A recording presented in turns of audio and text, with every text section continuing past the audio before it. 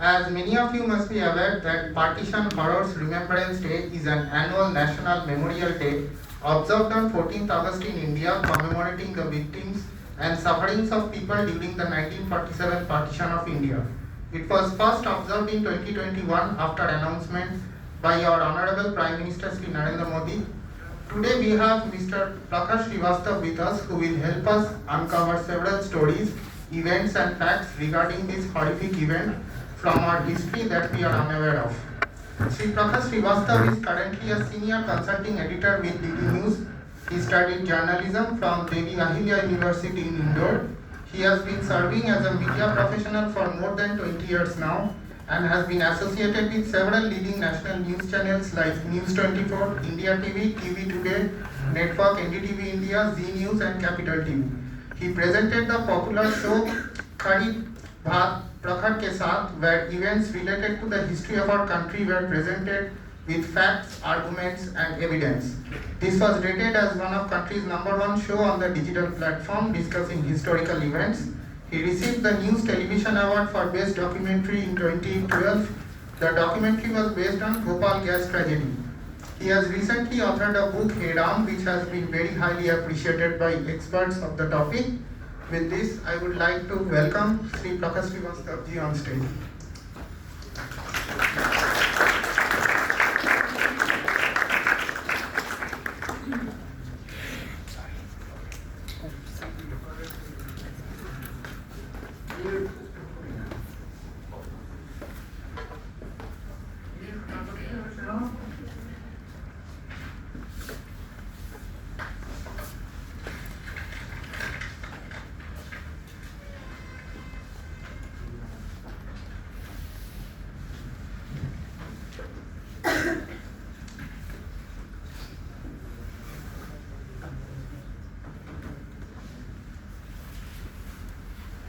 आप सभी को बहुत बहुत नमस्कार। ये माइक यूज करना पड़ेगा, इससे चल रहा है, लैपटॉप चल रहा है।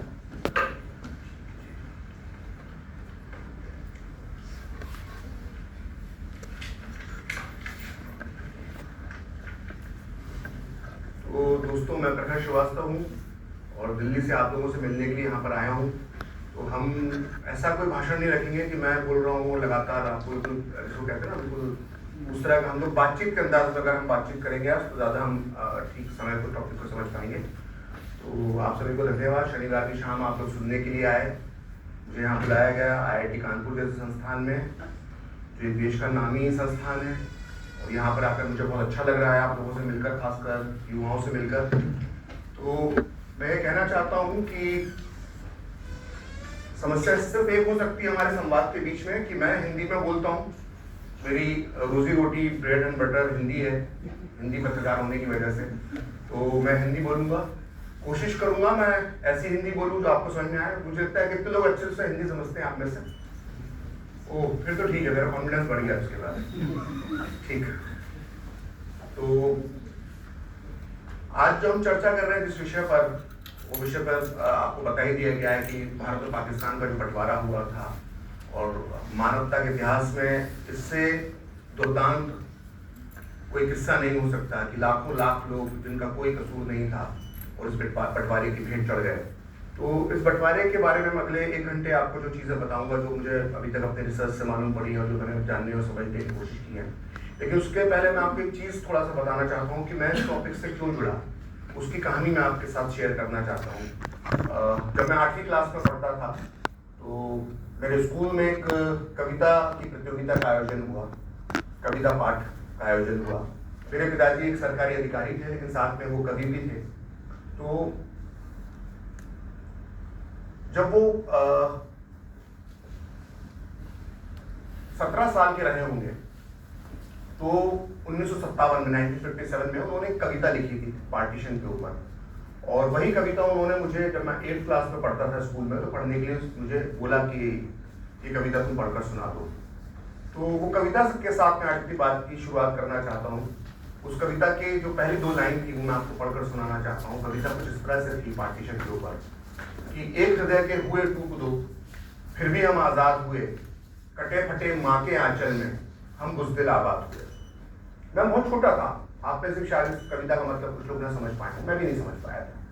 लेकिन इस कविता के कुछ शब्द 8वीं कक्षा में जब मैं पढ़ता था तो मेरे कानों में कुछ बस गए, या मेरे मन में उन शब्दों से कुछ सवाल निकले। मेरे मन में सवाल उठा कि ये एक हृदय के हुए टूक दो, मतलब एक हृदय के 2 टुकड़े हो जाना क्या होता है, और वो कटा फटा माँ का आंचल क्या था, और उस माँ के आंचल में वो कौन बुज़दिल थे जो आबाद हुए थे। तो ये बंटवारे की कहानी है। एक भारत एक देश था, उसके 2 टुकड़े हो गए। माँ हमारी भारत माता, उसके आंचल में वो बुज़दिल आबाद हुए जिन्होंने इस बंटवारे को किया था। और हम यहाँ से अपनी बंटवारे की कहानी को शुरुआत देते हैं। वहीं से मेरे जीवन में खोज शुरू हुई कि बंटवारा क्यों हुआ। और जब भी मैं न्यूज़ चैनल का काम करता था, चाहे मैं आज तक में रहा, चाहे मैं जी न्यूज़ में रहा, चाहे मैं इंडिया टीवी में रहा, तो जब भी 15 अगस्त आता था तो मुझे शो बनाने के लिए दिए जाते थे। आज भी जब मैं दूरदर्शन न्यूज़ में काम कर रहा हूँ तो मुझे आज भी शो मिले हुए हैं जो मुझे 15 अगस्त को जो टेलीकास्ट हुए। तो जब भी मैं शो बनाता था तो मैं देखता था कि किस तरह से जो दृश्य देखता था, जो तस्वीरें देखता था, जिसमें कटे फटे लोग देखता था, विस्थापित होते हुए लोग देखता था, तो मेरे मन में बड़ी पीड़ा होती थी। और जब मैं उस विषय के अंदर जब मैं जाता गया तो मुझे वो जो चीज़ें सामने आई बहुत ही चौंकाने वाली थी। तो हम जब शुरुआत करते हैं तो उसकी शुरुआत हम उसको एक पॉइंट ले लें कि कहाँ से, बंटवारे की कहानी, तो अगर हम उसको पीछे ले जाना चाहें तो हम औरंगजेब तक ले जा सकते हैं कि जहाँ से हिंदू मुस्लिम संबंध बिगड़ना शुरू होते हैं। लेकिन अगर हम एक टाइम पीरियड लेकर चले अपनी इस चर्चा को, तो हम मानते हैं कि मार्च 1940 में मोहम्मद अली जिन्ना ने पहली बार जो है लाहौर प्रस्ताव दिया। उस लाहौर प्रस्ताव को बाद में पाकिस्तान प्रस्ताव के नाम से जाना गया, जहां पहली बार ऑफिशियल पाकिस्तान एक देश बनाया गया। ये मांग होती है, ये मार्च 1940 में होती है। इसके पहले अल्लामा इकबाल जी का गीत हम बहुत गुनगुनाते हैं, सारे जहां से अच्छा हिंदुस्तान हमारा। उन्होंने पहली बार अलग मुस्लिम राष्ट्र की अवधारणा दी थी। उसके पहले अलीगढ़ मुस्लिम विश्वविद्यालय के संस्थापक सर सैयद अहमद ने भी इसी तरह की अवधारणा दी थी। लेकिन 1940 में मोहम्मद अली जिन्ना की मुस्लिम लीग ने पाकिस्तान प्रस्ताव पारित किया तो एक चर्चा का दौर शुरू हुआ कि इस देश के 2 टुकड़े हो सकते हैं, मुसलमानों के लिए एक अलग राष्ट्र बनाया जा सकता है। तो जिन्ना की जो मांग थी उसको शुरुआत में बहुत समर्थन नहीं मिला, उसको उस तरह का जनाधार नहीं मिला। खासकर मुसलमानों के अंदर भी वो जनाधार उसको उस दौर में प्राप्त नहीं था जो बाद के दौर में प्राप्त हुआ। धीरे धीरे मैं आपको बताऊंगा कैसे जिन्ना जो है भारतीय मुसलमानों के एकमात्र नेता बनते हैं। तो जब 1942 आया और 8-9 अगस्त को 1942 के भारत छोड़ो आंदोलन की शुरुआत होती है, तो हम सबको मालूम है कि उसमें गांधी जी और कांग्रेस के तमाम नेताओं को, तमाम बड़े नेताओं को नहीं बल्कि छोटे बड़े जो नेता थे उन सबको भी गिरफ्तार कर लिया गया। तो भारतीय राजनीति में एक स्थान खाली हुआ 1942 में भारत छोड़ो आंदोलन के बाद, और जिन्ना ने यहाँ से कैप्चर करना शुरू कर दिया भारतीय राजनीति को। 1944 तक आते आते जब गांधी जी जेल से छूट गए थे भारत छोड़ो आंदोलन के बाद, तो जिन्ना का कद बढ़ाने की गलती जो पहली बार की जाती है वो राष्ट्रपिता महात्मा गांधी करते हैं। वो जिन्ना के साथ बातचीत का दौर शुरू करते हैं। और राजनीति का उसूल माना जाता है कि जब एक बड़ा नेता दूसरे नेता के साथ बातचीत की टेबल पे आ जाता है तो सामने वाला जो नेता होता है उसका कद अपने आप उस नेता के बराबर हो जाता है। तो गांधी ने यह भूल करी और जिन्ना के साथ 1944 में बातचीत की शुरुआत की। गांधी जी को इसलिए छोड़ा गया था कि गांधी जी ने आमरण अनशन शुरू कर दिया था जेल में, इसलिए उनको छोड़ दिया गया था कि बाकी जो उनके सहयोगी नेता थे, मौलाना अब्दुल कलाम आजाद हो, जवाहरलाल नेहरू हो, सरदार पटेल हो, अन्य जितने बड़े नेता थे अहमदनगर के जेल में बंद थे। और जब ये खबर पहुंचती है उन लोगों के पास कि गांधी जो है वो जिन्ना से बातचीत करने के लिए मुंबई जा रहे हैं, तो मौलाना आजाद अपनी पुस्तक इंडिया विद फ्रीडम में लिखते हैं कि उन्हें बहुत दुख हुआ ये जानकर कि बापू ने जो है वो जिन्ना के साथ बातचीत का दौर शुरू कर दिया है और इस बातचीत से जिन्ना एक बहुत बड़े नेता बन गए हैं। और भारतीय मुसलमानों को ये लग रहा है कि जब इस व्यक्ति के पीछे पीछे गांधी दौड़ रहे हैं तो ये व्यक्ति जरूर कोई बड़ा होगा, इसलिए भारतीय मुसलमानों में इससे जिन्ना का जनाधार बनना शुरू हो गया। तो इसी दौर के अंदर जब 1945 के आसपास आता है, विश्व युद्ध खत्म हो जाता है, तो अंग्रेज एक तय करते हैं कि भारत को आज़ाद कर देना चाहिए। और आज़ाद कर देने का फैसला वो कोई भारत छोड़ो आंदोलन की वजह से नहीं लेते हैं, क्योंकि कभी बातचीत का मौका मिलेगा तो मैं आपको बताऊंगा कि भारत छोड़ो आंदोलन भारतीय जितने आंदोलन हुए में सबसे सुपर डुपर फ्लॉप आंदोलन है। ये हमको बचपन से गुट्टी पिलाई गई है कि गांधी ने एक दिन कहा कि अंग्रेजों को भारत छोड़ो, अंग्रेज डर गए, अगले दिन भारत छोड़कर चले गए। ये सब झूठ है। तो हम इस पर किसी और दिन चर्चा करेंगे। तो 1945 में जब अंग्रेज तय कर लेते हैं कि उन्हें भारत छोड़ना है तो कैबिनेट मिशन भेजते हैं, और कैबिनेट मिशन की कुछ शर्तें होती हैं, उससे विस्तार में हम नहीं जाएंगे, उसको आप इंटरनेट पर सर्च कर सकते हैं। तो कैपिटल मिशन आने के पहले एक बहुत बड़ी घटना होती है भारत में, बहुत कम लोग जानते हैं। हम लोग सोचते हैं कि 1952 में हमारे देश में पहला चुनाव हुआ, ऐसा नहीं है। हमारे देश में अंग्रेजों के समय में भी चुनाव होते रहते थे। तो ऐसे एक महत्वपूर्ण चुनाव था 1945-1946 का, 1945-1946 का चुनाव। तो ये चुनाव जो था, यही वो चुनाव है जो आपको बताने वाला हूं, उसको आप ध्यान से सुनिएगा कि ये जो इलेक्शन था, इस इलेक्शन के बारे में हमको इसलिए जानकारी कम मिलती है कि हमारे जो लेफ्टिस्ट इतिहासकार हैं, जो लेफ्टिस्ट हिस्टोरियंस हैं इस देश के, उन्होंने इस चुनाव के नतीजों और इस नतीजों से क्या परिणाम इस नतीजों का निकला था, मतलब उसका भविष्य में क्या असर पड़ा था, वो इतना बड़ा असर था कि वामपंथी इतिहासकारों ने इन चुनावों की जो पूरी कहानी है उसको दबा दिया है। वो कहानी मैं आपको बताता हूं, क्योंकि उसके बिना पार्टीशन की कहानी अधूरी रहेगी। तो 1945-46 में जब चुनाव हुए, तो 1945-46 के चुनाव में दो प्रमुख पार्टी चुनाव लड़ने वाली। पहली थी कांग्रेस और दूसरी थी जिन्ना की मुस्लिम लीग। तो ये जो चुनाव थे, ये चुनाव कोई सड़क, बिजली, पानी पर नहीं हुए थे, रोजगार पर नहीं हुए थे, ये महंगाई पर चुनाव नहीं हुए थे। इन चुनावों का एक ही मकसद था, एक ही उद्देश्य था, जो दोनों तरफ की घोषणा पत्र में उभर कर सामने आता है दोनों पार्टियों के, कि या तो भारत एक रहेगा या भारत के टुकड़े होकर पाकिस्तान एक अलग राष्ट्र बनेगा। मुस्लिम लीग की मांग थी कि ये जो चुनाव है ये सीधे सीधे रेफरेंडम है पाकिस्तान के लिए, पाकिस्तान बनाने के लिए, और कांग्रेस का था कि ये अखंड भारत के लिए चुनाव हो रहा है। तो जब 1945 और 46 के जो चुनाव हुए थे, तो उसके अंदर एक बड़ी दिलचस्प चीज है जो लोग बहुत कम लोग जानते हैं। आप में से कितने लोग जानते हैं कि जब भारत में चुनाव होते हैं तो रिजर्व सीटें होती हैं SC/ST के लिए? ठीक, हम जानते हैं कि SC/ST के लिए रिजर्व सीटें होती हैं, लेकिन ये रिजर्व सीटें कैसी होती है कि मान लीजिए कानपुर की एक सीट रिजर्व है SC समाज के लिए, तो उसमें उम्मीदवार जो होगा वो SC हो सकता है, लेकिन वोट डालने का अधिकार पूरे कानपुर के लोगों को होगा। लेकिन इन चुनावों में पृथक निर्वाचक प्रणाली थी, सेपरेट इलेक्टोरल जिसको कहा जाता है। तो इसमें नियम यह था कि जो मुस्लिमों के लिए रिजर्व सीटें थी, उसमें खड़ा तो चुनाव उम्मीदवार जो होगा मुस्लिम ही होगा, लेकिन वोट डालने का अधिकार भी सिर्फ मुस्लिम को होगा, यानी मुसलमान द्वारा मुसलमान को चुना जाएगा। ऐसे सिखों के लिए भी 2-3 सीटें थी, ऐसे ही एंग्लो इंडियंस जो होते थे, जो आधे अंग्रेज आधे भारतीय, तो उनके लिए भी कुछ सीटें थी। लेकिन मेजर सीटें जो रिजर्व थी वो मतलब इस कैटेगरी के अंदर, रिजर्व कैटेगरी में मुस्लिम रिजर्व सीटें थी। तो जब 1945-46 का 46 का चुनाव होता है, तो चुनाव के अंदर मुस्लिम लीग अलग पाकिस्तान की मांग लेकर जनता के बीच में जाती है। और आप ये जानकर आश्चर्य करेंगे, क्योंकि मैं बहुत बड़े इंस्टीट्यूट के अंदर और बहुत बड़े इंस्टीट्यूट के छात्रों से बात कर रहा हूँ, इसलिए बताना जरूरी है कि उस दौर में अलीगढ़ मुस्लिम विश्वविद्यालय एक बहुत बड़ा संस्थान था, और अलीगढ़ मुस्लिम विश्वविद्यालय के छात्रों ने उस दौर में पूरे के पूरे भारत में जाके मुस्लिम लीग के पक्ष में प्रचार किया था। तो ये छात्रों का योगदान था। अलीगढ़ मुस्लिम विश्वविद्यालय में परीक्षाएं कैंसिल कर दी गई थी, विश्वविद्यालय के अंदर ताला लग गया था, क्योंकि लड़के जो थे मुस्लिम विश्वविद्यालय के, वो पूरे मुस्लिम लीग के पक्ष में प्रचार कर रहे थे। तो जब इसके नतीजे आते हैं तो नतीजे बहुत चौंकाने वाले होते हैं। और जब मैं कह रहा हूं कि ये वामपंथी इतिहासकारों ने इन नतीजों को छुपा लिया या इनका जिक्र वो इतिहास की किताबों के अंदर सिर्फ 1 या 1.5 पन्ने के अंदर करके आगे बढ़ जाते हैं, तो वो क्यों बढ़ जाते हैं, अब यहां से आपको समझने की जरूरत है। तो जब ये चुनाव होते हैं, उसके चुनाव के नतीजे आते हैं, तो चुनाव 2 तरह के हुए थे। एक तो हुए थे सेंट्रल असेंबली के, जिसको आप आम बोलचाल की भाषा में लोकसभा के चुनाव कह सकते हैं, और दूसरे थे प्रोविंशियल असेंबली के, जिन्हें आप विधानसभा कह सकते हैं। तो 30 जो सीटें थी कुल सेंट्रल असेंबली में, जो भारत का संविधान बनाने वाली थी, जिससे भारत का संविधान बनाया, जिसको जो आज भी भारत का संविधान है, उसके अंदर 30 सीटें रिजर्व रखी गई थी मुस्लिम्स के लिए। आपका क्या अंदाजा है 30 सीटों में से मुस्लिम लीग कितनी सीटों पर जीती होगी? पूरी की पूरी 30 सीटें इन चुनावों पर मुस्लिम लीग जीती। मतलब मुसलमानों द्वारा मुसलमानों को जो वोट दिया गया वो मुस्लिम लीग के लिए दिया गया।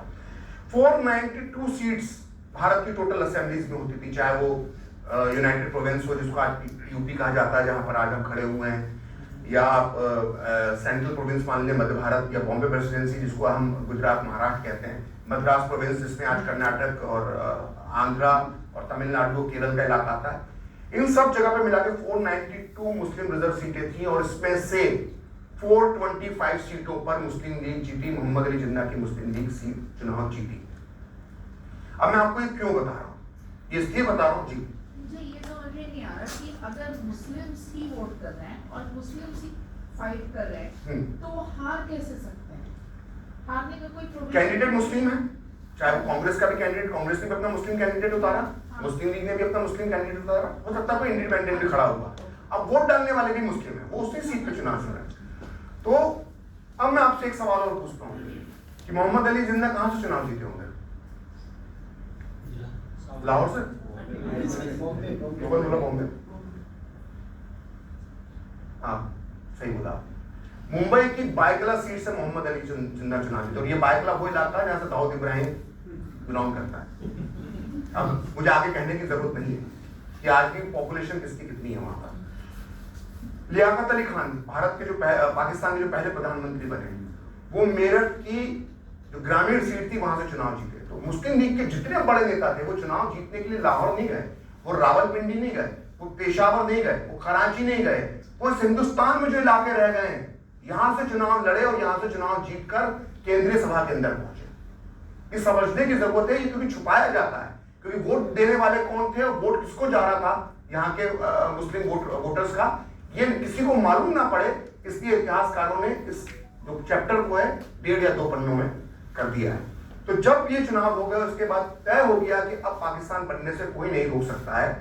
तो इसके बाद जब सरकार, अंतरिम सरकार के गठन की बात आती है आजादी के पहले, जिसमें आपको सुना होगा कि कैसे सरदार पटेल के पास बहुमत था, उसके बाद भी गांधी ने जो है वो नेहरू को कांग्रेस अध्यक्ष बना के अंतरिम सरकार का प्रधानमंत्री बना दिया था। ये 46 की घटना है। तो मुस्लिम लीग इसमें शामिल नहीं होती, उनके बीच में कुछ अलग अलग मुद्दों को लेकर कांग्रेस के साथ विवाद होते हैं। तो इसी के उसमें मुस्लिम लीग जब हद से आगे बढ़ जाती है। तो जिन्ना के बारे में एक बात कहना चाहता हूँ, जिन्ना जैसा भी व्यक्ति रहा हो, लेकिन जिन्ना ने कभी भी अपने पूरे जीवन में कभी भी कानून नहीं तोड़ा। वो कानून का बहुत सम्मान करता था, इसलिए वो कभी जेल नहीं गया, कभी उसने कोई आंदोलन नहीं किया। वो एक अलग तरह की व्हाइट कॉलर पॉलिटिक्स करने वाला इंसान था। लेकिन जब उसे लगा कि इन चुनावों के अंदर उसे इतना बड़ा भारतीय मुसलमानों का समर्थन मिला और एक तरह से पूरे भारत के मुसलमानों का वो इकलौता नेता है, तो उस मौके को भुनाना है और यही पाकिस्तान बनाना है, इसलिए वो डायरेक्ट एक्शन डे की घोषणा करता है। और डायरेक्ट एक्शन डे की तारीख चुनी जाती है 14 अगस्त 1946, 14 अगस्त 1946। तो इस दिन पूरे भारत के अंदर विरोध प्रदर्शन होते हैं, लेकिन सबसे ज्यादा असर जो होता है वो कलकत्ता में होता है, जिसको आज हम कोलकाता कहते हैं। वजह ये कि वहां की जो राज्य सरकार थी वो मुस्लिम लीग की गवर्नमेंट थी, और सुहरावर्दी जो था वो उसका मुख्यमंत्री होता था, जो बाद में पाकिस्तान का प्रधानमंत्री बना। तो डायरेक्ट एक्शन डे के दिन बुरी तरह से जो है वो हिंदुओं का एक तरह से कत्लेआम हुआ। और ये इसलिए है कि हॉरर ऑफ पार्टीशन जो हमारा टॉपिक है, उसकी शुरुआत अगर उसको हॉरर जो है उसकी शुरुआत जो हम मान लें तो डायरेक्ट एक्शन डे के दिन होती है। और डायरेक्ट एक्शन डे के बाद अगले 3 दिन तक पूरे कलकत्ता में चुन चुन कर हिंदुओं का नरसंहार किया जाता है। ये आंकड़ा कुछ लोग 20,000 बताते हैं, कुछ 25,000 बताते हैं, और कई इतिहासकारों का, कई रिसर्चर का यह दावा है कि ये आंकड़ा 50,000 से कहीं ज्यादा था। तो कलकत्ता में डायरेक्ट एक्शन डे में जब हिंदुओं का नरसंहार होता है, और यहाँ बता दूं कि एक तरफा नहीं हुआ था, क्योंकि तीसरे चौथे दिन हिंदुओं के कुछ जो गोपाल पाठा थे या जुगल चंद्र घोष जो थे, जिनको अगर यहाँ पे बंगाली हो तो अगर सही शब्द बोल रहा हूँ तो आज भी को कोलकाता रक्षक ऐसा कुछ करके बोला जाता है। तो इन लोगों ने बाजी पलट दी थी। तो बाद में जब दंगा खत्म होता है डायरेक्ट एक्शन डे का, तो इसमें आखिरी में हिंदू जो लोग होते हैं वो भारी पड़ना शुरू हो जाते हैं मुस्लिम लीग के गुंडों पर। तो ये दंगा जो भड़काया गया था, तो मैं इसकी इस दंगे का जिक्र यहाँ पे आज के दौर में इसलिए करना जरूरी है कि अभी आपने सुना होगा जब रामनवमी और रमजान साथ में आए थे, तो ममता बनर्जी का एक बयान, बड़ा विवादित बयान उन्होंने दिया था कि जब बहस चल रही थी रामनवमी का जुलूस निकलेगा और रमजान भी चल रहा है तो माहौल बिगड़ सकता है। तो ममता बनर्जी ने एक स्टेटमेंट दिया था कि रमजान में मुसलमान कुछ भी गलत नहीं करते हैं, और उसको लेकर बड़ी तीखी प्रतिक्रिया पूरे देश में हुई थी। तो यहाँ मैं स्पष्ट कर देना चाहता हूँ कि जिस डायरेक्ट एक्शन डे को 14 अगस्त 1946 को शुरू किया गया था, उस दिन रमजान का 17वां रोज था। और मैंने जो अपनी बुक का एक चैप्टर लिखा उसमें ये लिखा है डायरेक्ट एक्शन डे रमजान का 17वां रोज। तो ऐसा नहीं है। तो रमजान के समय जो सेंटीमेंट्स मुस्लिमों के आम मुस्लिमों के सेंटीमेंट्स उभार कर इस दंगे को भड़काया गया। लेकिन जैसा मैंने बताया कि आखिरी तक आते आते दंगा बैलेंस होना शुरू हो गया, तो ये दंगा वहीं पे रुक गया। लेकिन इसके बाद ये बात सुहरावर्दी को समझ में आ गई, जो जिन्ना के बाद मुस्लिम लीग के बड़े नेताओं में से एक था, उसे समझ में आ गया कि जो कलकत्ता का जो जनसंख्या का अनुपात है उसमें 70% हिंदू है और 30% मुसलमान है। तो हम यहाँ पर वो नहीं कर सकते जो हम करना चाहते थे, क्योंकि हिंदुओं ने भी पलटवार किया। तो फिर अगला प्लान बनाने के लिए उसने जगह चुनी नोआखली। नोआखली एक जगह है जो बंगाल का हिस्सा नहीं है, अब बांग्लादेश का हिस्सा है। नोआखली एक ऐसी जगह थी, टापू की तरह जगह थी, जिसके आसपास नदियां होती थी, वहां पहुंचना बहुत मुश्किल होता था। तो अक्टूबर के महीने में जब एक लक्ष्मी पूजा होती है बंगाल के अंदर, दिवाली के बाद या दिवाली से पहले, हाँ, तो उस अक्टूबर महीने के अंदर नोआखली के अंदर दंगा करने का प्लान बनाया गया। नोआखली की समस्या ये थी कि नोआखली के अंदर सिर्फ 15 से 20% मुसलमान हिंदू थे और 80% जो आबादी थी वो मुसलमानों की थी। तो ये बहुत मुफीद जगह थी अपनी बातें पूरे भारत के कांग्रेस को और ब्रिटिश सरकार को घुटनों पर लाने के लिए कि नोआखली के अंदर वो प्रयोग किया जाए। वो लैब उनके लिए एक तरह से तैयार हो गई। तो नोआखली के अंदर बुरी तरह से जो है वो हिंदुओं का कत्लेआम किया गया, और सिर्फ हिंदुओं का कत्लेआम ही नहीं किया गया बल्कि हिंदुओं के आत्मसम्मान को पूरी तरह से तोड़ा गया। मुझे अच्छा नहीं लग रहा है, लेकिन मुझे वो भयावता बताने के लिए कि कितना खराब वो दंगा रहा होगा, हिंदू महिलाओं के साथ उस समय क्या अत्याचार हुए होंगे, ये बताने के लिए मुझे एक उदाहरण देना पड़ रहा है। और ये बहुत ही शर्मनाक उदाहरण है जिसको मैं बड़ी झिझक के साथ आपको बताना चाहता हूँ कि जब मैं इस पुस्तक को लिखने के लिए नोआखली के दंगों का रिसर्च कर रहा था, तो मुझे एक ऐसा वाक्य मिला जो एक बंगाल के रिसर्चर ने उस दौरान उसको केस स्टडी को लेकर वो सामने आया था। वो बहुत ही दहला देने वाला है कि क्या हो रहा था कि हत्याएं होती थी हिंदू परिवारों की, और फिर उनकी महिलाओं का या तो मुस्लिमों से शादी करवा दी जाती थी, और शादी बड़ी बेमेल करवाई जाती थी। बेमेल शादी, जैसे कोई 15 साल की लड़की है तो 55 साल के मौलवी से उससे शादी करवा दी गई। तो ऐसे ही एक परिवार का किस्सा मुझे जानने को मिला जिसमें 15 साल की बच्ची थी। तो उस पर वो बड़ी खूबसूरत बच्ची थी, तो गांव का एक मौलवी था, वो 55 साल से ऊपर का था, तो उसका मन हुआ कि वो उससे निकाह कर लेगा। तो वो उससे निकाह करने की कोशिश में था। तब तक उनका कन्वर्जन हो चुका था उस परिवार का, वो हिंदू से मुसलमान बनाए जा चुके थे। तो परिवार ने ये प्लान किया कि इस मौलवी से बचाने के लिए उसका एक बड़ा भाई था, 18 साल का कजिन, चाचा का लड़का। तो उन्होंने पेशकश रखी कि चूंकि इस्लाम के अंदर चाचा और चचेरे भाई बहनों के बीच, फर्स्ट कजिन के बीच में शादी हो सकती है, इसलिए इन दोनों की शादी करवा दी जाए जिससे कि वो मौलाना के चक्कर से बच जाएगी। तो सोचिए हिंदू परिवार के भाई बहन को शादी करना पड़ा क्योंकि वो इस तरह से घिर चुके थे कि उनकी मदद पहुंचाने वाला कोई व्यक्ति नहीं था। इस स्तर पर अपने आत्मसम्मान को नीचे गिरा देना ये नोआखली के अंदर उन्हें करना पड़ा। तो ये भयावता है, ये हॉरर है जो हम सबको कभी बताया नहीं गया, क्योंकि अगर हम ये जान जाएंगे तो शायद हमारी कौम, हमारा देश, हमारी आज की सोच एक अलग होगी। तो ये उदाहरण मैंने आपको इसलिए दिया कि आपको सिर्फ एक उदाहरण के माध्यम से बता सकता हूँ कि पूरे नोआखली में 3 महीने क्या हुआ। और गांधी बाद में नोआखली में हिंदुओं की रक्षा के लिए वहां पहुंचे, और गांधी के जीवन का अंतिम ऐसा कार्य था जो उन्होंने हिंदुओं की रक्षा के लिए किया था। उन्होंने जबरदस्त तरीके से नोआखली के गाँव के अंदर जा जाकर उन्होंने शांति स्थापित करने की कोशिश की, लेकिन वो पूरी तरह से सफल नहीं हो पाए। तो इस प्रकार से जब नोआखली और कलकत्ता के डायरेक्ट एक्शन डे हुए तो इसके बदले में पंजाब में हिंसा भड़क उठी।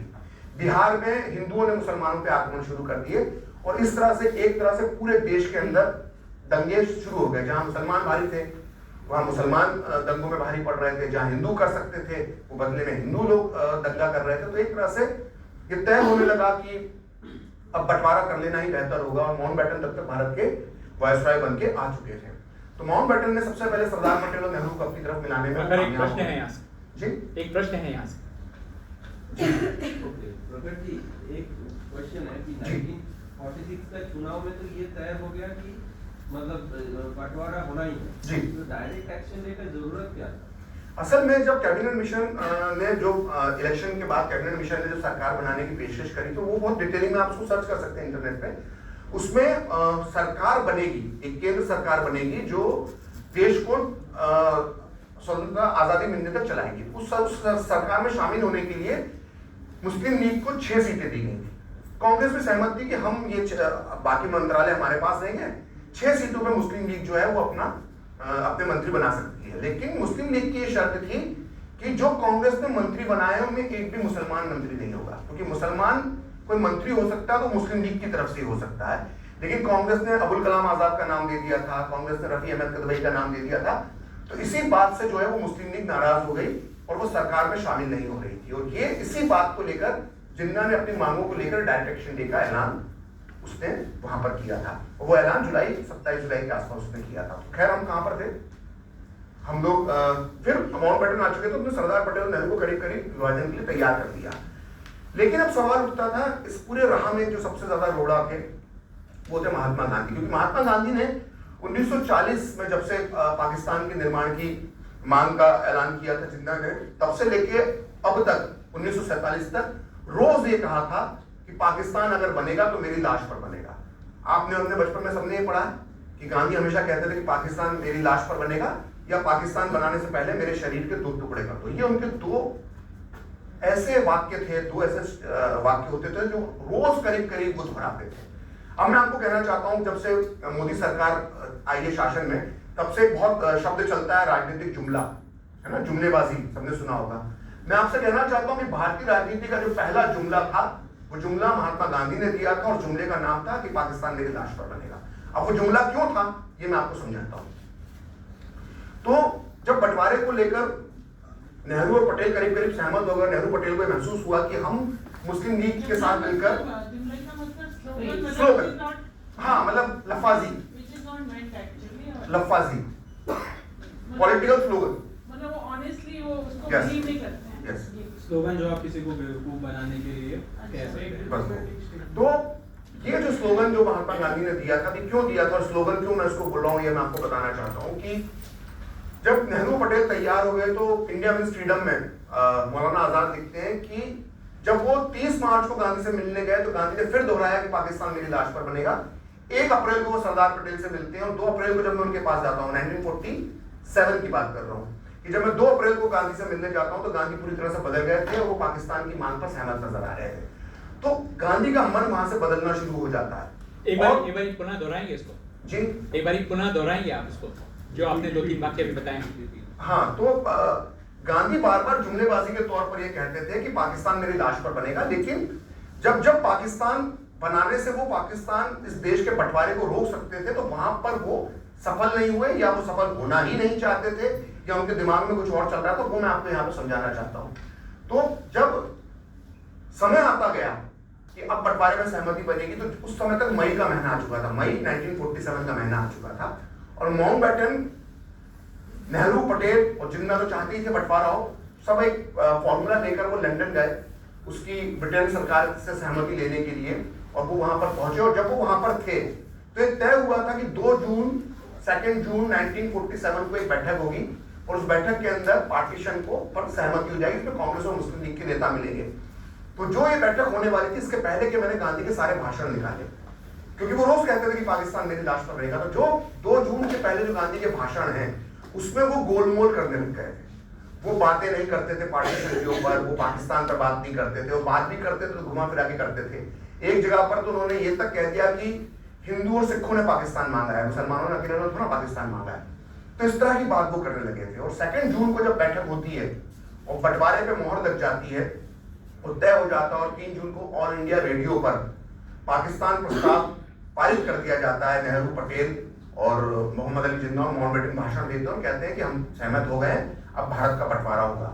तो 3 जून की रात 8 बजे प्रसारण ऑल इंडिया रेडियो पर होता है, और अगले दिन जो गांधी की प्रार्थना सभा होने वाली होती है, उस पर पूरे देश की निगाहें होती है, क्योंकि पूरे देश को ये उम्मीद होती है कि आज जो प्रार्थना सभा 5 बजे होगी 4 जून को, उसमें महात्मा गांधी जो है बंटवारे के विरोध में या तो आंदोलन का ऐलान करेंगे या आमरण अनशन का ऐलान करेंगे। तो सुबह एक प्रेस कॉन्फ्रेंस होती है लॉर्ड माउंटबेटन की। तो उस प्रेस कॉन्फ्रेंस में होते हैं देवदास गांधी। देवदास गांधी गांधी के सबसे छोटे बेटे थे और हिंदुस्तान टाइम्स के संपादक हुआ करते थे, एडिटर हुआ करते थे, बड़े सीनियर जर्नलिस्ट थे। तो उन्होंने माउंटबेटन से 2-3 ऐसे सवाल पूछे जिससे माउंटबेटन घबरा गए। माउंटबेटन को एक डर लगा कि अगर देवदास गांधी मुझसे इस तरह के सवाल पूछ रहे हैं, मतलब आज शाम को इनके पिता महात्मा गांधी कोई बहुत बड़ा ऐलान पार्टीशन के खिलाफ कर सकते हैं। तो वो उन्होंने गांधी को मिलने के लिए बुलाया, और गांधी से जब वो मिलने के लिए आया तो गांधी ने उनकी बातों पे करीब करीब सहमति दिखा दी। तो माउंटबेटन के साथ जो उनके मीडिया एडवाइजर थे एलन जॉनसन कैंपबेल, उन्होंने एक बुक लिखी है मिशन विद माउंटबेटन। उसके अंदर वो लिखते हैं कि जब माउंटबेटन का जादू गांधी पर भी चल गया तो तय हो गया कि इस बंटवारे को कोई नहीं रोक सकता।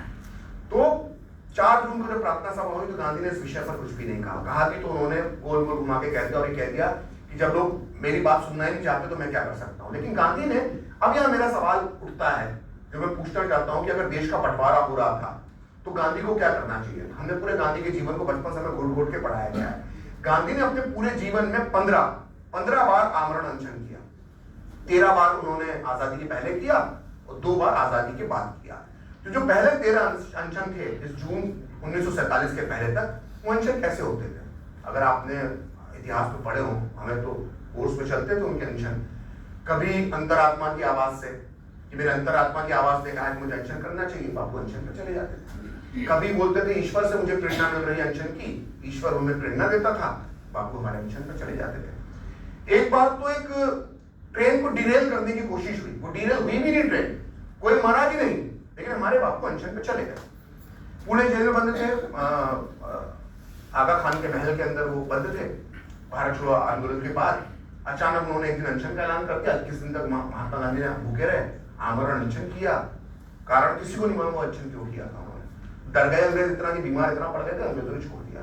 अब मेरा सवाल ये है, और मेरा सवाल आप लोगों से नहीं है, आपको सिर्फ समझने की जरूरत है। मेरा सवाल उन वामपंथी इतिहासकारों से है, उन गांधीवादियों से है, उन लोगों से जिन्होंने गांधी पर इतने लंबे लंबे रिसर्च किए, मोटी मोटी किताबें लिख दी हैं, लाइब्रेरियां भर दी हैं इस देश की। आपकी भी IIT कानपुर की लाइब्रेरी में से 10-15 किताबें पढ़ी होंगी।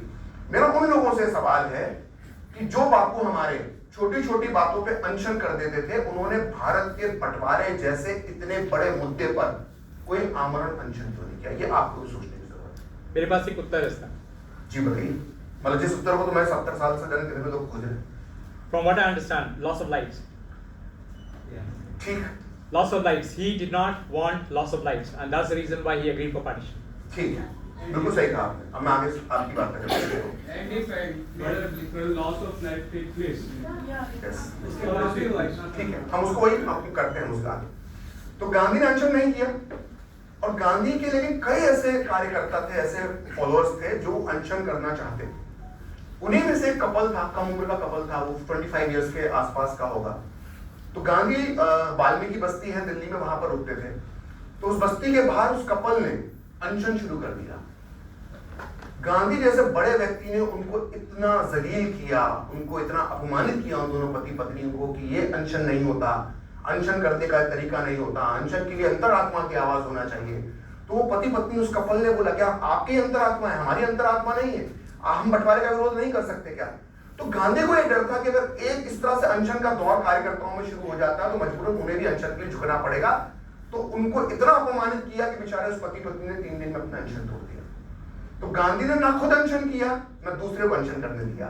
और उसके बाद आती है तारीख 14, 15, 16 जून, 14, 15, 16 जून 1947।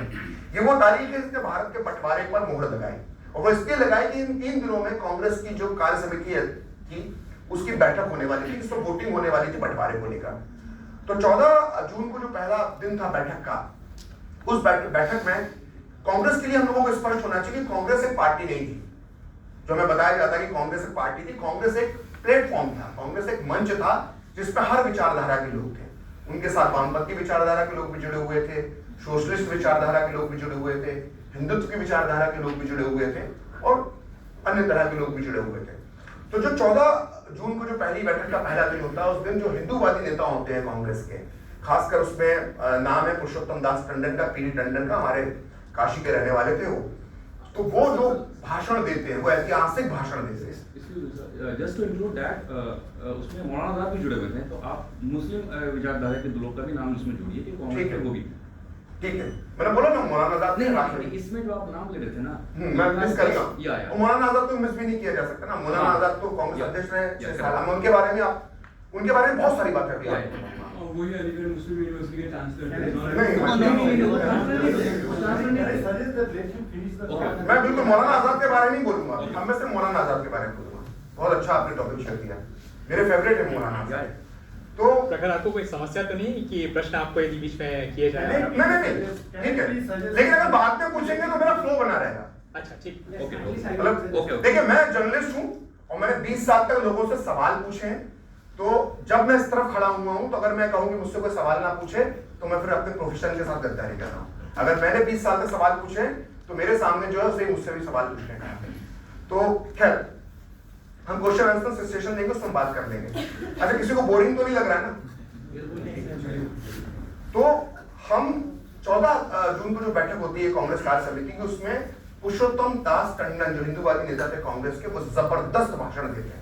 वो ऐसा भाषण देते हैं कि माहौल बदलने लगता है। और उसके बाद आते हैं खान अब्दुल गफ्फार खान गांधी, ये नाम हम लोगों को याद रखना चाहिए। ये नाम हमको इसलिए याद नहीं रखना चाहिए कि हमें इस नाम पर गर्व करना है, हमें इसलिए नाम याद रखना है खान अब्दुल गफ्फार खान गांधी का, क्योंकि हमें शर्मिंदा होना चाहिए कि हमने उस व्यक्ति के साथ क्या किया था। ये व्यक्ति था खान अब्दुल गफ्फार खान गांधी, एक पाकिस्तान का प्रांत है NWFP, वहां के पठानों के नेता होते थे। वो इलाका जो अब तालिबान की संस्कृति के साथ जुड़ चुका है, तालिबान को अपना आदर्श मानने लगा है। एक समय इसका नेता, एक गांधीवादी नेता इसका इलाके का नेता होता था, खान अब्दुल गफ्फार खान गांधी। इनको फ्रंटियर गांधी हम कहते थे, सीमांत गांधी। 6.5 फीट के थे, पठान थे, और पूरा जीवन उन्होंने भारत को एक रखने के लिए समर्पित कर दिया था। तो उस दिन जब वो भाषण देने खड़े हुए, तो सोचिए पठान 6.5 फीट का लंबा चौड़ा कद्दावर पठान फूट फूट के रोने लगा। उसने कहा कि आपने हमको वो धोखा दिया है जो मैं शब्दों में बयान नहीं कर सकता हूं। आपने हमको भेड़ियों के हवाले कर दिया, मतलब पाकिस्तान के हवाले कर दिया है। और यही हुआ, खान अब्दुल गफ्फार खान गांधी पाकिस्तान में रह गए, और जब तक वो जिंदा रहे, 1987 में उनका दुखद निधन हुआ। आजादी के 40 साल में से 38 साल पाकिस्तान की अलग अलग हुकूमतों ने, चाहे वो जिन्ना की हो, चाहे वो भुट्टो की हो, चाहे वो याह खान की हो, चाहे वो अयूब खान की हो, चाहे वो जियाउल हक की हो, उनको 38 साल या तो जेलों में रखा या उनके घर में उन्हें कैद करके रखा, क्योंकि वो गांधी के समर्थक। ये सजा उन्होंने भुगती है। तो जब भी खान अब्दुल गफ्फार खान और PD टंडन के भाषण होते हैं, तो माहौल पूरा बदल जाता है। पाकिस्तान के खिलाफ, मतलब पाकिस्तान के खिलाफ वोटिंग की एक आशंका बन जाती है। इससे नेहरू और पटेल दोनों घबरा जाते हैं। मैं बार बार नेहरू और पटेल बोल रहा हूँ, ये हमें ध्यान रखना चाहिए कि नेहरू और पटेल दोनों बंटवारा चाहते थे। क्योंकि कई बार लोग सोचते हैं पटेल साहब के बारे में एक अलग विचार लोग रखते हैं कि ऐसा नहीं सोचते होंगे, तो ऐसा नहीं। सरदार पटेल और नेहरू दोनों बंटवारे के समर्थक थे। तो ये प्लान करके गांधी को 15 जून के दिन भाषण के लिए लेकर आते। कांग्रेस के सदस्य नहीं थे गांधी 30 के दशक के मध्य के अंदर कांग्रेस छोड़ चुके थे, लेकिन वो भाषण देने आते हैं कार्य समिति के भाषण में, और वो जमकर मान्यता देते हैं कि आपकी लोग तो पाकिस्तान मांग रहे थे। मुझे ऐसा समझ नहीं आता कि हिंदू ने पाकिस्तान मांगा था, तो पाकिस्तान आप ही लोग बनाने वाले तो थे, और ये नहीं हुआ और वो नहीं हुआ, और कैसे हम आंदोलन करेंगे, हम कुछ नहीं कर सकते। वो तमाम तरह की दलीलें देते हो, पार्टी पलट जाती है, और 16 जून को पाकिस्तान का प्रस्ताव पारित हो जाता है, बंटवारे का प्रस्ताव पारित हो जाता है, और इस तरह से बंटवारे पर मुहर लग जाती है। अब सवाल मेरा यहाँ पर यह है कि गांधी ने 1940 से लेकर इस दिन तक, यानी 7 साल करीब करीब रोज सुबह शाम ये कहा कि पाकिस्तान मेरी लाश पर बनेगा, या पाकिस्तान बनाने से पहले मेरे शरीर के 2 टुकड़े कर। सवाल उठता है कि 2 पल ऐसे आए थे, 2 मौके ऐसे आए थे गांधी के जीवन में, जिस दिन वो कहते कि नहीं जवाहर, नहीं सरदार, पाकिस्तान मेरी लाश पर बनेगा, तो ये बंटवारा नहीं होता। दूसरी बात, अब जो सवाल उठता है कि अब इसमें गेम क्या है। अब इस गेम का जवाब एक लियोनार्ड मोस्ले हैं, ब्रिटिश पत्रकार हैं, उन्होंने एक बड़ी मशहूर पुस्तक लिखी है ब्रिटिश राज के अंतिम दिन, मैंने तो उसको हिंदी में पढ़ा। तो लियोनार्ड मोस्ले बहुत बड़े पत्रकार थे। उन्होंने 1962 के आसपास वो नेहरू का इंटरव्यू लिया, पंडित जवाहरलाल नेहरू का, और उन्होंने पंडित जवाहरलाल नेहरू से पूछा कि आप लोग पार्टीशन पर सहमत कैसे हो गए। तो पंडित जवाहरलाल नेहरू ने जो कहा बहुत ही चौंकाने वाला है। पंडित जवाहरलाल नेहरू ने 3 महत्वपूर्ण बात कही इस सवाल के जवाब में। उन्होंने पहला कहा कि हम सब बुढ़े हो चुके थे।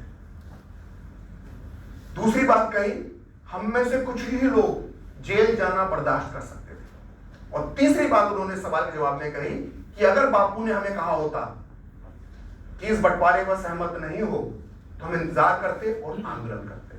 तो 3 बातें ऐसी हैं। पहली बात, हम बुढ़े हो चुके थे, मतलब हम उनको लगा था भवानी उम्र हो चुकी है, हमें सत्ता पा लेना चाहिए। दूसरी बात, हम जेल जाने से डरने लगे थे। जिनके बारे में बड़ी बड़ी बातें लिखी जाती हैं वो जेल जाने से डर रहे थे। ये मैं नहीं कह रहा, ये कोई प्रकाश श्रीवास्तव नहीं कह रहा, ये पंडित जवाहरलाल नेहरू ने लियोनार्ड मोस्ले को दिए गए इंटरव्यू में बात कही है। और तीसरी बात उन्होंने कही कि गांधी अगर हमें रोकते और कहते कि बंटवारे पर सहमत नहीं हो, तो हम वापस आंदोलन करते। तो कहने का मतलब है कि टोपी ट्रांसफर हो रहा है। अगर बहुत ही आम बोलचाल में कहूँ, टोपी ट्रांसफर होता है ना, इसकी टोपी उसके साथ, उसकी टोपी उसके साथ। वो कह रहे हैं गांधी ने हमें रोका नहीं, गांधी कह रहे हैं तुम लोग तैयार हो गए। तो ये हो क्या रहा था, सच कौन बोल रहा था, सच क्या था, ये आपको समझने की जरूरत है। तो ऐसे कई उदाहरण हैं। और आपने मौलाना आजाद की बात की। मौलाना आजाद को अध्यक्ष इसलिए बनाया गया था, आपको मालूम है? जब जिन्ना की मुस्लिम लीग की मांग बहुत बढ़ गई, तो हम गांधी का यह कहना था कि मौलाना आजाद जो है, मोहम्मद अली जिन्ना जो है, वो मुसलमानों के अकेले नेता नहीं है, हमारे पास मौलाना आजाद है। कांग्रेस भी मुसलमानों को प्रतिनिधित्व करती है। तो मौलाना आजाद को सबसे लंबे समय तक अध्यक्ष बना के रखा गया। जिस चुनाव का मैंने जिक्र किया उस चुनाव में अध्यक्ष मौलाना आजाद थे, और मौलाना आजाद जिनको लोग आज समझते हैं कि भारतीय मुसलमानों के नेता थे, वो भारतीय मुसलमानों के नेता नहीं थे, भारतीय मुसलमानों को नकार चुके। अगर भारतीय मुसलमान मौलाना आजाद को अपना नेता मानते तो 1945-46 की मुस्लिम रिजर्व सीटों में ये हश्र नहीं होता कांग्रेस का। इसलिए मोहम्मद अली जिन्ना एक बहुत अच्छी बात बोलते थे, वो कहते थे ये पपेट है कांग्रेस का, डॉल बोलते थे। मोहम्मद अली जिन्ना मौलाना आजाद को कांग्रेस की डॉल बोलते थे, और यही बात सरदार पटेल ने भी मानी।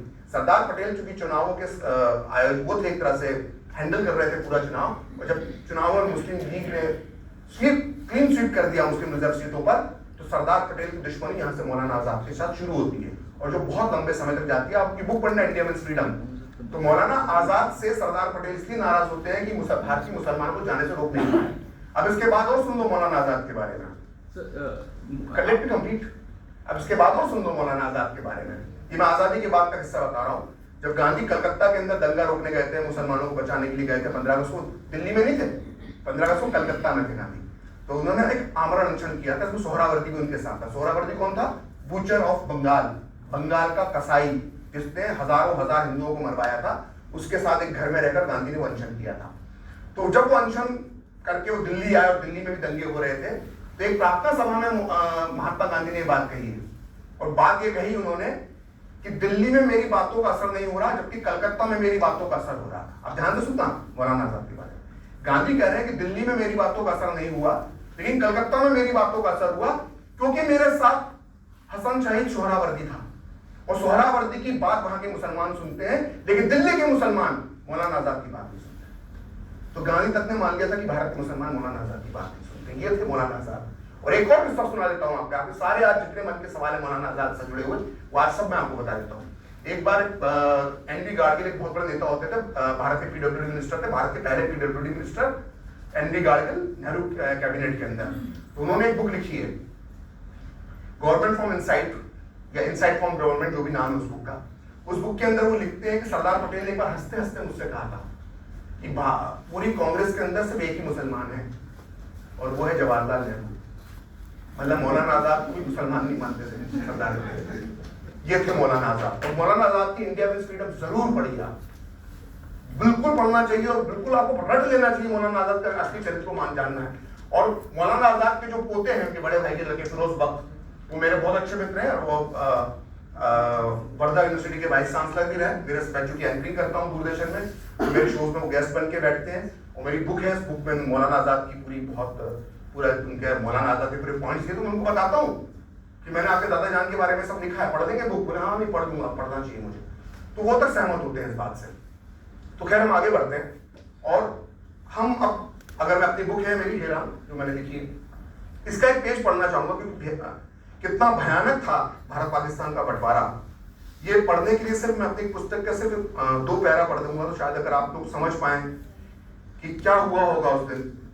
सिर्फ एक घटना से आपको अंदाजा लग जाएगा, क्योंकि इतनी कहानियां हैं। 20 लाख लाशों पर, 30 लाख कोई कहता है, कोई 50 लाख तक का आंकड़ा कहता है। मैं ये नहीं कहता मैं हिंदू और सिख की बात नहीं करता, मैं दोनों तरफ के लोगों की बात करता हूँ कि दोनों तरफ के वो लोग क्यों मारे गए। तो इस पुस्तक का एक अंश लिखा है, उसमें मैंने वर्णन किया है, तो मैंने यहाँ से कुछ रिसर्च से और कुछ अन्य किताबों की मदद से लिखा है इसको। 15 अगस्त 1947 की सुबह से पहले रात में एक बहुत मशहूर भाषण दिया था, नियति से मुलाकात, पंडित जवाहरलाल नेहरू ने। जब वो कह रहे थे कि हम आधी रात में जब भारत नियति से मुलाकात कर रहा है, तो दुनिया देख रही है, दुनिया जाग रही है, एक सुबह होगी, एक उजाला होगा, और ये उजाला ये लेकर आएगा। तो वो सुबह क्या थी, वो उजाला क्या था, वो मैंने अपनी पुस्तक में लिखा है।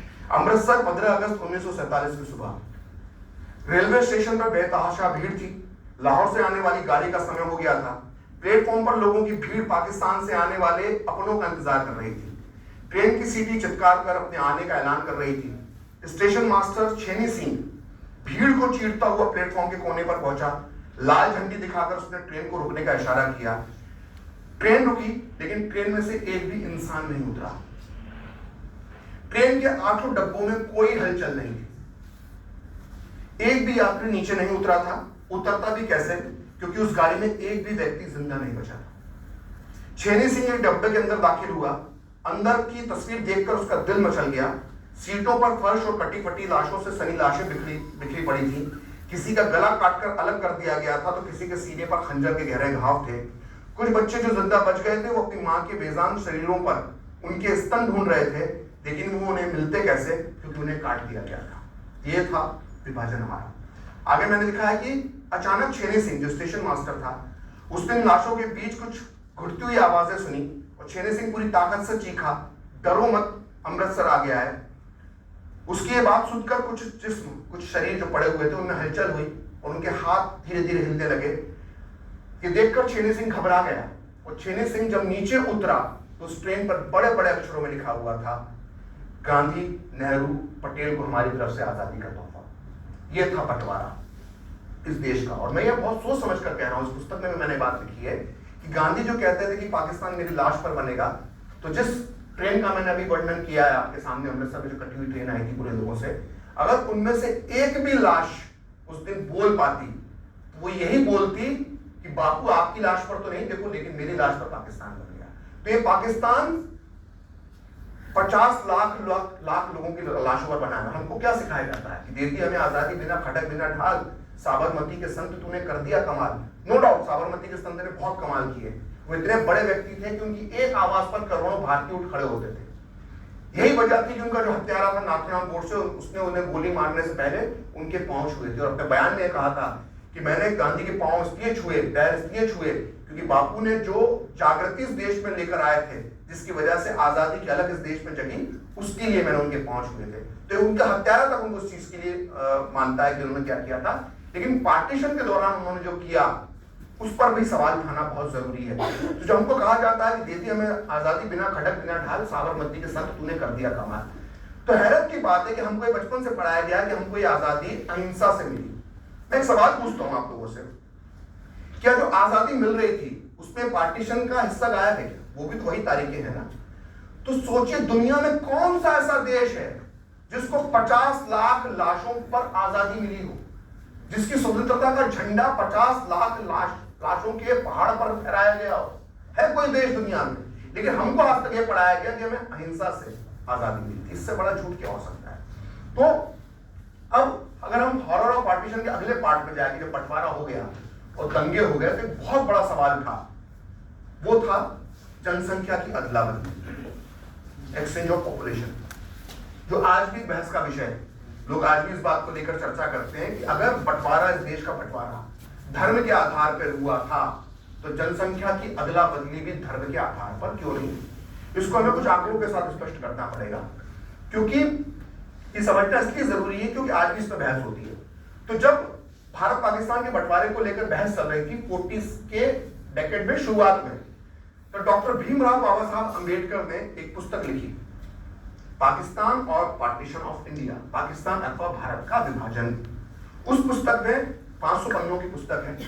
उस पुस्तक में सारे जो एस्पेक्ट भारत के बंटवारे से रिलेटेड हो सकते हैं वो हो सकते हैं। उसमें उन्होंने लिखे हैं कि सेना किसके पास कितनी रहेगी, किसकी सेना कहाँ जाएगी, कितनी पुलिस किसके पास रहेगी, किसकी क्या आर्थिक स्थिति रहेगी, किसके पास खेती की जमीन कितनी रहेगी, किसके पास कितनी फैक्ट्रियां रहेंगी, किसके पास क्या, एक एक चीज उसमें लिखी हुई है। उसमें वो एक जगह पर जिक्र करते हैं जनसंख्या की अदला बदली। वो उदाहरण देते हैं टर्की और ग्रीस का। जब टर्की और ग्रीस के बीच में बंटवारा हुआ फर्स्ट वर्ल्ड वॉर के दौरान, तो पूरी तरह से मुस्लिम और क्रिश्चियन कम्युनिटी का ट्रांसफर हुआ था। ग्रीस में जो मुस्लिम थे वो टर्की गए और टर्की में जितने क्रिश्चियन थे वो पूरी की पूरी तरह से ग्रीस भेजे गए। मतलब पूरी तरह से, मतलब 100% पॉपुलेशन का एक्सचेंज भारत में नहीं हुआ। भारत में क्यों होना चाहिए था? भारत में इसलिए होना चाहिए था कि जो 1945-46 का चुनाव था और 1945-46 के चुनाव में जिन लोगों ने पाकिस्तान का समर्थन किया था उन्हें पाकिस्तान जाना चाहिए था, लेकिन ऐसा नहीं हुआ। ऐसे बहुत से उदाहरण है। मोहम्मद इस्माइल खान थे। मोहम्मद इस्माइल खान, आप लोगों को शायद ये नाम बहुत कम लोग जानते होंगे क्योंकि इनके बारे में पढ़ाया लिखाया नहीं गया। मोहम्मद इस्माइल खान चौथे नंबर के नेता थे मुस्लिम लीग के। पहले थे मोहम्मद अली जिन्ना, दूसरे थे लियाकत अली खान, तीसरे थे खलीकुज्जमा चौधरी और चौथे थे मोहम्मद इस्माइल खान। मेरठ के रहने वाले थे, मेरठ के। वो टोपी पहनते थे और शेरवानी पहनते थे, तो जिन्ना सूट टाई पहनते थे। तो जिन्ना को टोपी पहनाने वाले कि आप इस सूट टाई में जब रहते हैं तो आप मुस्लिमों को अट्रैक्ट नहीं कर पाते हैं, तो आप ये टोपी और इस तरह की अचकन पहना करो। तो जिन्होंने जिन्ना को टोपी पहनाई आजादी के बाद, पाकिस्तान बनाने के बाद, उन्होंने भारत को टोपी पहना दी। तो मोहम्मद इस्माइल खान, नवाब मोहम्मद इस्माइल खान से जब पूछा गया कि आपने तो इतने बड़े नेता हैं आप पाकिस्तान मूवमेंट के, तो आप जो है वो पाकिस्तान कब जा रहे हैं? बोला अरे मैं अपने बिरादरान को छोड़कर पाकिस्तान कैसे जा सकता हूँ? और वो ये रह गए। ये निजामुद्दीन के पास दिल्ली में उनकी कब्र है। तो ऐसे एक नहीं, ऐसे हजारों लाखों उदाहरण हैं जिन्होंने पाकिस्तान का समर्थन किया था, पाकिस्तान के लिए जिनके लोगों ने वोट दिए थे, जो मुस्लिम लीग के कार्यकर्ता थे, मुस्लिम लीग के बड़े बड़े नेता थे, वो भारत में रह गए। जिस राहुल गांधी जिस इंडियन मुस्लिम लीग के साथ मिलकर चुनाव जीते हैं वायनाड से, वो मुस्लिम लीग जो है वो एक और इस्माइल खान थे जिन्हें दक्षिण का जिन्ना कहा जाता था, जिन्ना ऑफ साउथ कहा जाता था, उनकी बनाई पार्टी है। ये राहुल गांधी जो जाके सर्टिफिकेट बांटते हैं ना कि भारत की जो वर्तमान मुस्लिम लीग है वो धर्मनिरपेक्ष है, सेक्युलर है, ये नवाब बी बोकर साहिब और दूसरे इस्माइल खान जो थे उनकी बनाई पार्टी, और जिन्ना के लेफ्टिनेंट थे, और दोनों को जो इस्माइल खान को तो साउथ का जिन्ना कहा जाता था। वो लोग यहीं रह गए, वो गए नहीं। और आज हमें ये शेर सुनाया जाता है कि सभी का खून शामिल है यहाँ की मिट्टी में। इससे बड़ा झूठ क्या हो सकता है? तो मुद्दे की बात यह है कि जब बंटवारा हो गया तो पॉपुलेशन एक्सचेंज नहीं हुआ। और जब ये सवाल जिन्ना ने पेशकश की, जब दंगे बहुत बढ़ गए भारत के आजाद होने के बाद सितंबर के आखिरी में, जिन्ना ने कहा कि हमको सरकार के स्तर पर अगर हम जनसंख्या की अदला बदली कर लेते हैं, भारत के मुसलमान पाकिस्तान आ जाते हैं और यहाँ से सारे हिंदू को भेज देते हैं, तो हम दंगे रोकने में कामयाब हो जाएंगे। अगले दिन नेहरू की प्रेस कॉन्फ्रेंस थी दिल्ली में, तो नेहरू से एक पत्रकार ने पूछा, और selected works of Jawaharlal Nehru में लिखा है, ये कोई प्रकाश श्रीवास्तव अपने मन से नहीं बोल रहा है। तो नेहरू ने इस पत्रकार के सवाल के जवाब में कहा, उससे पूछा नेहरू से उस पत्रकार ने कि क्या हमें पॉपुलेशन का एक्सचेंज करना चाहिए पूरी तरह से? तो नेहरू ने कहा कि इससे तो हमारी अर्थव्यवस्था चौपट हो जाएगी, हमारी इकोनॉमी डूब जाएगी, और हम कैसे संभालेंगे? आप सोचिए, जिसको कहते हैं नेहरू की बहुत आगे की सोच रखते थे, दूरदृष्टा थे, तो आप मुझे बताइए कि अगर पॉपुलेशन का पूरी तरह से अदला बदली होती तो क्या हमारी इकोनॉमी डूबती या हमारी इकोनॉमी और ऊपर जाती? इस देश की इकोनॉमी को ऊपर ले जाने वाला कोई व्यक्ति है तो डॉक्टर मनमोहन सिंह है। कहां से आए थे? वो पाकिस्तान से आए। तो पाकिस्तान से जितने भी शरणार्थी आए, वो भले ही सब कुछ लुट पिट कर आए थे, सब कुछ खोने के बाद आए थे, लेकिन भारत में उन्होंने अपनी मेहनत से बड़े बड़े इंडस्ट्रीज खड़ी करी, बिजनेस हाउस खड़े किए, भारत की इकोनॉमी को बढ़ाने में योगदान दिया। और बदले में अगर पॉपुलेशन एक्सचेंज होता तो ये अब आप लोग अपने से सोचिएगा कि भारत की इकोनॉमी आज क्या होती है और उसका कितना लाभ मिलता। तो खैर, बात हमारे टॉपिक का ये भी होना चाहिए कि जो रिफ्यूजी आए थे पाकिस्तान से भारत में, जो हिंदुओं से खाए थे, उनके साथ हमने क्या बुरा बर्ताव किया। देखिए, दोनों तरफ के लोग मारे गए, मुसलमान भी मारे गए, हिंदू भी मारे गए, लेकिन मुसलमानों ने तो पाकिस्तान मांगा था एक तरह से, क्योंकि तो इलेक्शन के नतीजे साबित करते हैं। लेकिन क्या हिंदुओं ने पाकिस्तान मांगा था? फिर उन्होंने किस बात की कीमत चुकाई?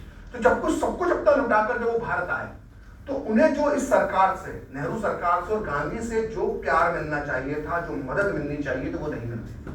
मैं कुछ छोटे छोटे उदाहरण देता हूं कि गांधी ने एक बार अपनी प्रार्थना सभा के अंदर कहा कि जब से ये सिख और पंजाबी भारत में आए हैं, दिल्ली आए हैं खासकर, तब से दिल्ली में शराब की बिक्री बढ़ गई है। मतलब ये लोग शराबी हैं। एक बार उन्होंने कहा कि इस समय संपूर्ण गांधी वाङ्मय में जो छपा है वो बता रहा हूं, संपूर्ण गांधी वाङ्मय जो गांधी ने अपने जीवन में बोला, लिखा, पढ़ा, वो सब उसके अंदर है। भारत सरकार ने छापा नेहरू जी के जमाने में, इसकी सत्यता पे, ऑथेंटिसिटी पे कोई सवाल नहीं उठा सकता। वो कहते हैं एक जगह पर उसी अपने प्रार्थना सभा के एक भाषण में कि जो शरणार्थी मेरे भाषण सुनने आते हैं वो बाद में बिरला भवन के फल चुरा लेते हैं, ये नहीं करना चाहिए। एक जगह पर उन्होंने कहा कि ये जो शरणार्थी हैं तांगे वालों से पैसों का बार्गेनिंग करते हैं, बार्गेनिंग नहीं करना चाहिए, अगर पैसा नहीं तो पैदल चलना चाहिए। एक बार उन्होंने कहा कि बहुत ठंड पड़ी, दिल्ली में बेतहाशा उस साल ठंड पड़ी थी, ठंड के साथ बारिश भी गिर रही थी, तो ऑल इंडिया रेडियो के संदेश वो देने वाले थे। तो शरणार्थियों को उम्मीद थी, रिफ्यूजीज को, कि आज हमारे लिए कोई बड़ी घोषणा करेंगे। तो गांधी ने उस दिन कहा कि जब रात में आप रजाई लेकर सोएं तो उसके बाद अखबार बिछा लिया करें, जिससे जब पानी गिरे या ओस गिरे तो रजाई गीली नहीं होगी। तो इस तरह के उनको उदाहरण देते थे, इस तरह को। वहीं जब मुस्लिम अपीसमेंट की बात आती थी तो वो बहुत आगे बढ़ जाते थे। उस समय दिल्ली में दंगा हुआ तो दिल्ली में 2 तरह के कैंप लगे हुए थे। जो दंगा हुआ था, जो मुस्लिम दंगों में प्रभावित थे, वो लाल किला के कैंप में थे, और बाकी जो किंग्स वे कैंप दिल्ली में अगर कोई होगा तो सब इलाके सुनोगे, नॉर्थ दिल्ली के जो इलाके हैं वहां पे पंजाबी बाग वगैरह, वहां पे हिंदुओं के कैंप लगे हुए थे। तो गांधी जब मुस्लिमों के कैंप में गया, उन्होंने अपने जीवन में ऐसी कभी बेतहाशा गंदगी नहीं देखी थी, बहुत गंदगी थी कैंप में। तो महात्मा गांधी ने यह तक कहा उस कैंप के अंदर कि इतनी गंदगी है, गंदगी क्यों साफ नहीं होती है? भारत जो आर्मी खड़ी हुई है, उस समय सेना उस कैंप की रक्षा कर रही थी क्योंकि मुसलमानों की जान को खतरा था दिल्ली में। तो गांधी ने कहा कि जो सेना हाथ में बंदूकें लेकर यहाँ पे खड़ी है, इसके हाथ में कुदाल और फावड़े होना चाहिए और इनको टॉयलेट साफ करना चाहिए। मतलब मुस्लिम कैंप्स के टॉयलेट वो इंडियन आर्मी से साफ करवाना चाहते थे। लेकिन जब वो हिंदुओं के कैंप में गए तो उन्होंने उसी दिन ये बात कही कि आपको सफाई रखना चाहिए, हम आपको सब कुछ देंगे, लेकिन ये सोचे कि हम आपकी सफाई करेंगे तो हम आपकी सफाई नहीं करेंगे, आपको ये काम खुद करना पड़ेगा। तो ये अंतर एक ही दिन, एक घंटे के अंतर से नजर आते हैं। तो इस तरह से गांधी का जो रूखा व्यवहार था शरणार्थियों के प्रति, वो बहुत ज्यादा खराब था। तो जो शरणार्थी सब कुछ लुटाकर आए थे, तो कहीं ना कहीं हमको उनके प्रति जो हमारी जिम्मेदारी बनती थी वो निभाने में हम कामयाब नहीं हो पा रहे थे। एक उदाहरण देना चाहता हूँ। कई लोग होते होंगे जो आप सोचते होंगे कि आपकी नजर में जो भारत के सबसे महान जर्नलिस्ट है, उसको कई लोग खुशवंत सिंह को मानते होंगे, कई लोग कुलदीप नैयर को मानते होंगे। मैं as a journalist Durga Das को मानता हूँ। दुर्गा दास बहुत बड़े पत्रकार थे, बहुत बड़े पत्रकार थे, और वो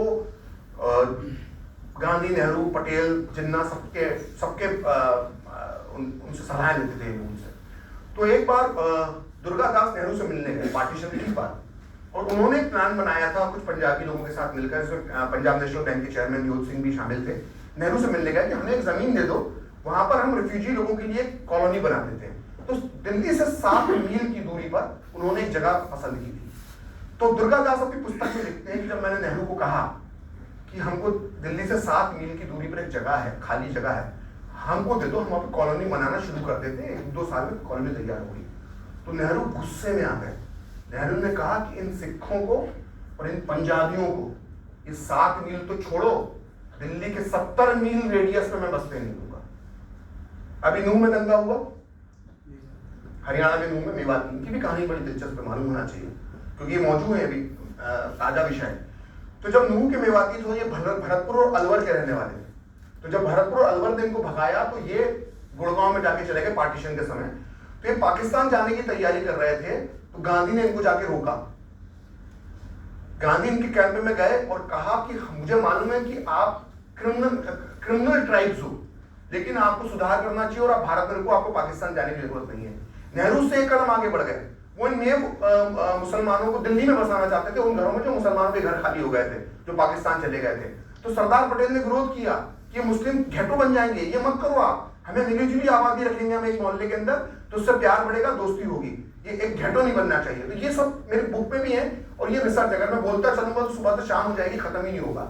तो इसलिए मैं इसको शॉर्ट कर रहा हूँ इन चीजों को। तो किस तरह से शरणार्थी जो रिफ्यूजी थे उनके साथ बुरा व्यवहार हो रहा था, और आज रिफ्यूजी अगर किसी दम पर पहुंचे हैं, चाहे वो मनमोहन सिंह जैसे हो जो प्रधानमंत्री बने, चाहे वो इंद्र कुमार गुजराल हो जो प्रधानमंत्री बने, ये सारे रिफ्यूजी थे। ये अगर पहुंचे हैं तो अपनी दम पर पहुंचे, किसी की मदद के बिना पहुंचे हैं लोग, क्योंकि इनके लिए कुछ भी नहीं किया गया था सरकार ने। सिर्फ सरकार उस दौर की मुस्लिम अपीसमेंट कर रही थी और मुस्लिमों को पाकिस्तान से रोकने के सिर्फ प्लान बना रही थी। और इन सब वजहों से जो हम कहते हैं कि इस पार्टीशन की जो हॉरर था, जो दंगे थे, उसकी वजह से गांधी की जो लोकप्रियता थी वो अपने सबसे निचले स्तर पर चली गई। आपको जानकर आश्चर्य होगा कि जब 15 अगस्त को, जैसा मैंने बताया कि गांधी दिल्ली में नहीं थे, कलकत्ता में थे और मुस्लिमों की रक्षा के लिए वहां पर वो लगातार प्रयास कर रहे थे। तो क्योंकि उस वक्त दंगे जो हो रहे थे वो हिंदुओं की तरफ से हो रहे थे कलकत्ता में 47 में, वो डायरेक्ट एक्शन डे का बदला हिंदू ले रहे थे। तो गांधी ने फिर 1 सितंबर को अपने अनशन का ऐलान किया, और उस अनशन से लोग इतने नाराज हुए कि कलकत्ता की भीड़ ने, जो हैदरी मेंशन एक जगह थी जहाँ पे सोहरावर्दी के साथ गांधी रुके हुए थे, वहां पर गांधी पर जानलेवा हमला कर दिया। और खुद गांधी ने अपनी जो बयान दिया उसमें लिखा है कि एक लाठी मेरे पास से गुजरी जो मेरे को मारने के लिए फेंकी गई थी, अगर मुझे पड़ जाती तो मैं शायद वहीं मर जाता। मतलब आजाद भारत में पहली मॉब लिंचिंग की कोशिश अगर किसी की हुई है तो वो राष्ट्रपिता महात्मा गांधी की हुई है। तो सोच लीजिए कि देश की आम जनता अपने राष्ट्रपिता के साथ मॉब लिंचिंग के स्तर पर उतर आई थी, तो उनकी जो लोकप्रियता का स्तर होगा वह दिनों में क्या रहा होगा।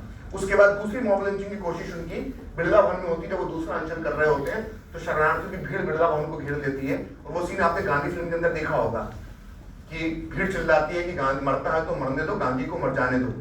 तो नेहरू उतरते हैं कार से और भीड़ में घुस के बोलते हैं कि गांधी को मारने के पहले मुझे मारो। ये सत्य घटना है जो फिल्म के अंदर रिचर्ड एटनबरो ने दिखाई, जिसको 9 ऑस्कर अवार्ड शायद मिले थे। तो गांधी को 2 बार भीड़ ने मारने की कोशिश की। तो गांधी की लोकप्रियता इस पार्टीशन और उसके बाद हुए दंगों की वजह से इस हद तक आ गई थी। और यही एक वजह है कि पार्टीशन उसके बाद हुए दंगे, उसके बाद नेहरू गांधी की मुस्लिम अपीसमेंट की नीतियां, रिफ्यूजी के साथ बुरा व्यवहार, और सबसे गलत काम जो हुआ, जो पाकिस्तान को 55 करोड़ रुपए देने के लिए गांधी ने अपना आखिरी अनशन किया, उसकी वजह से गांधी की हत्या नाथुराम गोडसे ने कर दी।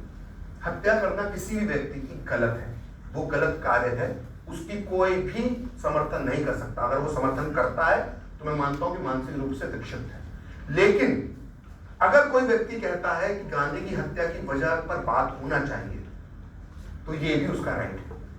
फॉर एग्जाम्पल, भारत में 2 और हत्या हुई, पॉलिटिकल असोसिएशन हुए, एक इंदिरा गांधी का, एक राजीव गांधी का। सपोज कोई व्यक्ति ये बोलता है कि इंदिरा गांधी ने जो उनकी पंजाब पॉलिसी थी वो ठीक नहीं थी, इंदिरा गांधी को स्वर्ण मंदिर के अंदर टैंक्स नहीं भेजने थे, आर्मी नहीं भेजनी चाहिए थी, तो इसका मतलब ये नहीं है कि वो व्यक्ति इंदिरा गांधी की हत्या करने वाले सतवंत सिंह, बेअंत सिंह और केहर सिंह का समर्थन कर रहा है। फॉर एग्जाम्पल, कोई व्यक्ति अगर ये कहता है कि राजीव गांधी को श्रीलंका के अंदर शांति सेना नहीं भेजनी चाहिए थी, तो इसका मतलब ये कतई नहीं है कि वो राजीव गांधी के हत्यारी धनु,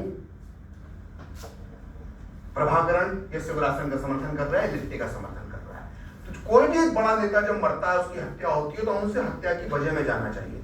जब इंदिरा गांधी की हत्या हुई, उनके बेटे प्रधानमंत्री बने, तो उन्होंने अपनी मां की जो पॉलिसी थी टूवर्ड्स पंजाब को लेकर, पंजाब पॉलिसी थी या खालिस्तान पॉलिसी, उस पर चेंजेस किए कि वापस देश में ऐसा ना हो।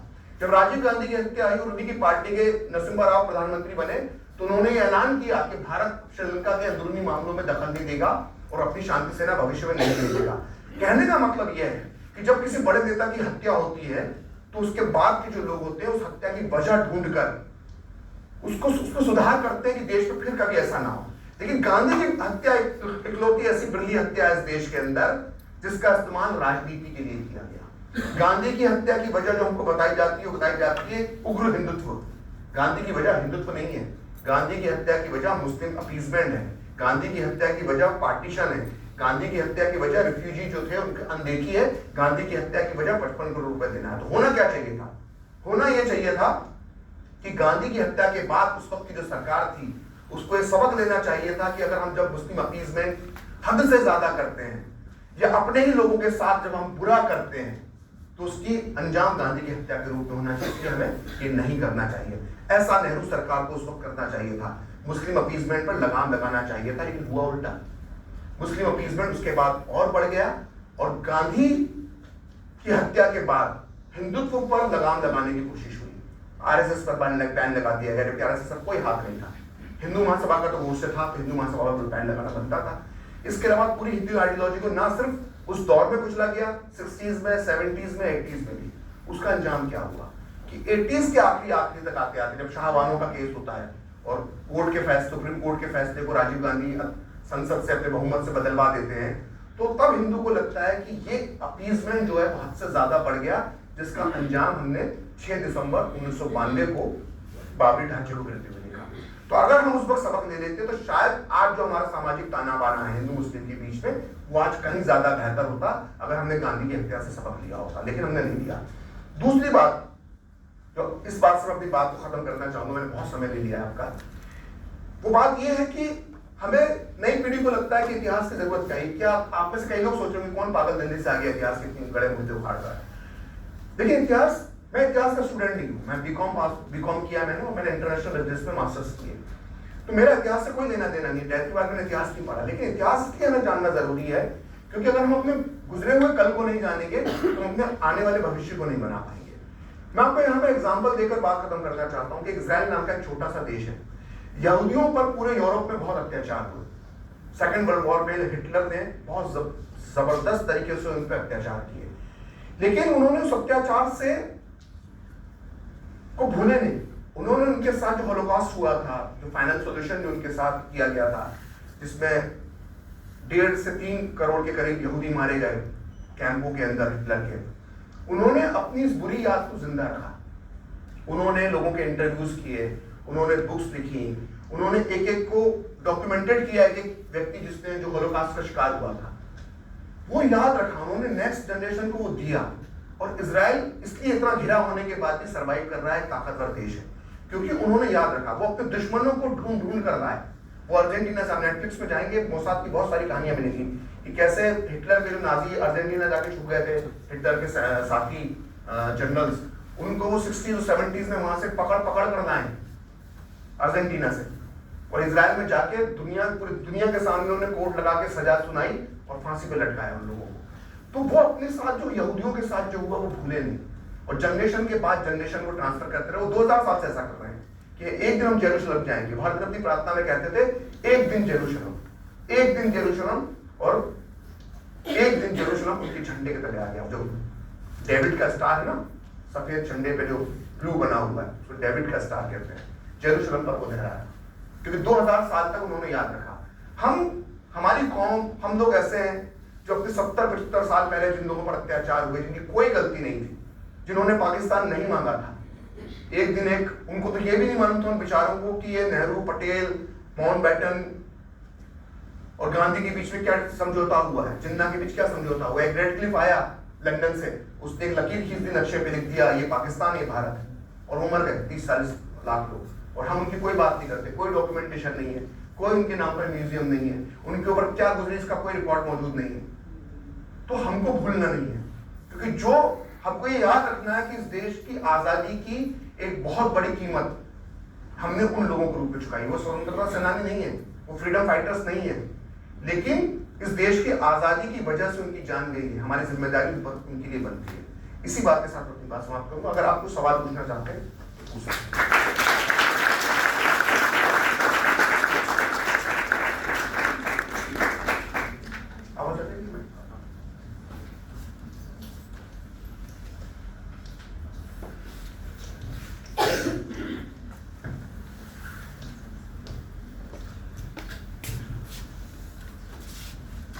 सर मेरा सवाल यह है कि पाकिस्तान की जो भी जमीन है, जो पाकिस्तान की सरजमीन है सर, उसके ऊपर सबसे मतलब कहते हैं कि सबसे अच्छी फसल उगाई जा सकती है। मतलब हिंदुस्तान की अगर एवरेज जमीन की बात की जाए तो उससे मच बेटर है पाकिस्तान की एक एवरेज जमीन। वहां पे गुलाबी पुखराज है, उसकी अवेलेबिलिटी है, सिंध में इतने सारे नेचुरल रिसोर्सेज हैं, तो हिंदुस्तान ने वो जमीन क्यों दे दी?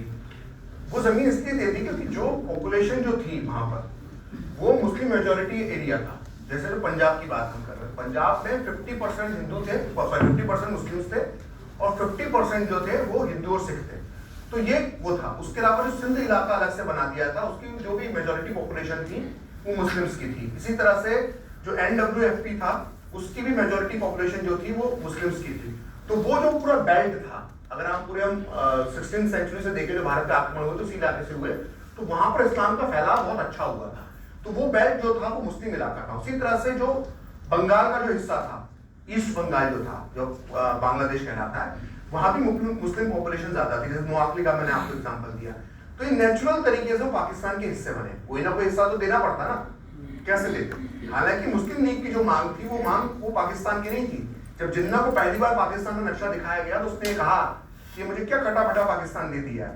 जिन्ना के जो मन में था, और जो उस वक्त के मुस्लिम भी सोच रहे थे कि जो मुगल मैप है वो पाकिस्तान का नक्शा होगा, मतलब दिल्ली और अलीगढ़ इसके ऊपर का इलाका, और वो जो NWFP तक जाता है, अफगानिस्तान ईरान से लगता है, ये पूरा इलाका पाकिस्तान को मिलेगा। इसके अलावा जब पाकिस्तान की मांग हो गई तो कई मांगे और भी उठी। जैसे फॉर एग्जांपल दिल्ली के मुसलमानों ने एक आंदोलन चलाया कि पाकिस्तान, दिल्ली जो है वो पाकिस्तान की टेरिटरी में आना चाहिए, जिनका जिक्र किया इंडियन यूनियन मुस्लिम लीग, जिसकी सहायता से चुनाव लड़कर राहुल गांधी वायनाड से सांसद बने, और जो I.N.D.I.A.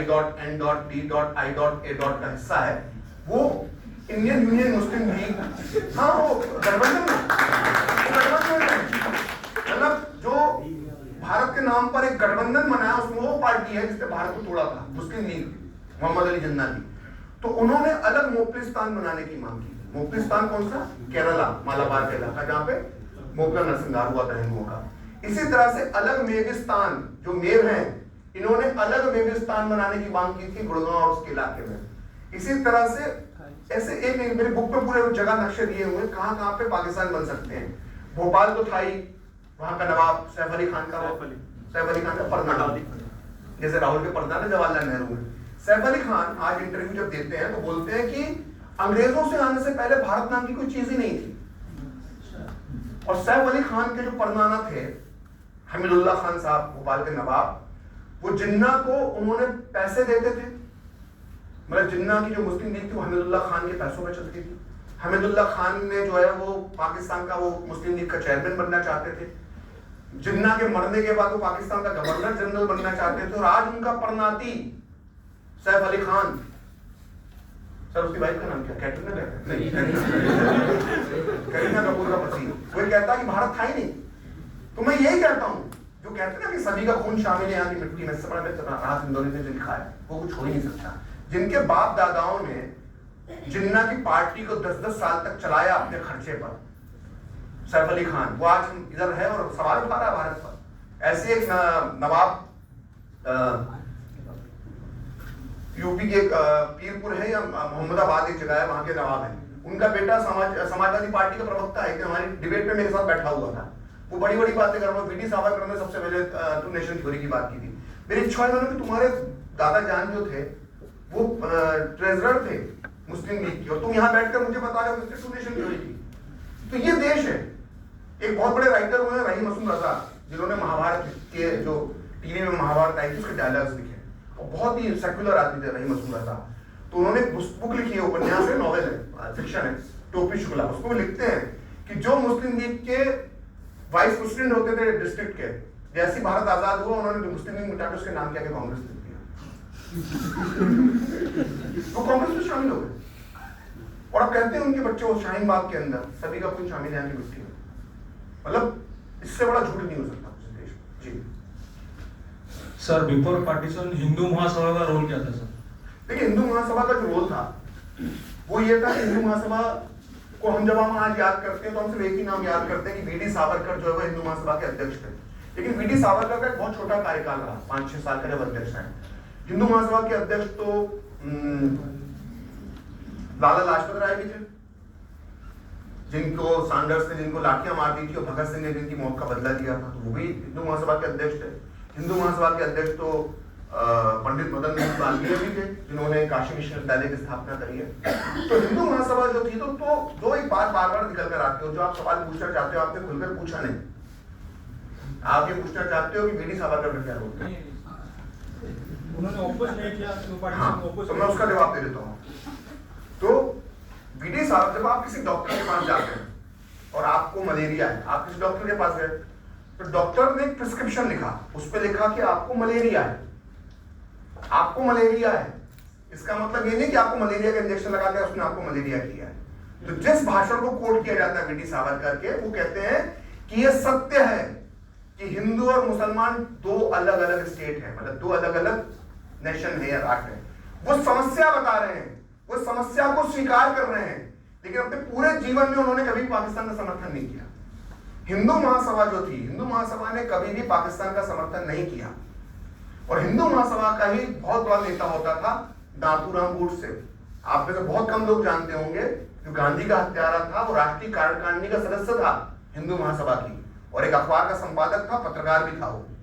तो वो नाराज क्यों हुआ वीडी सावरकर से, या श्यामा प्रसाद मुखर्जी हिंदू महासभा के नेता थे, उनसे आखिरी में गोडसे नाराज हो गया था। गोडसे पहले बड़ा करीबी होता था वीडी सावरकर का, लेकिन वो इसलिए नाराज हो गया जब इन्होंने बंटवारे को स्वीकार कर लिया, हिंदू महासभा ने भी कांग्रेस के साथ साथ, और हिंदू महासभा ने केंद्रीय सरकार में शामिल होना भी तय कर लिया। तो जब नेहरू की जो पहली सरकार बनती है उसमें श्यामा प्रसाद मुखर्जी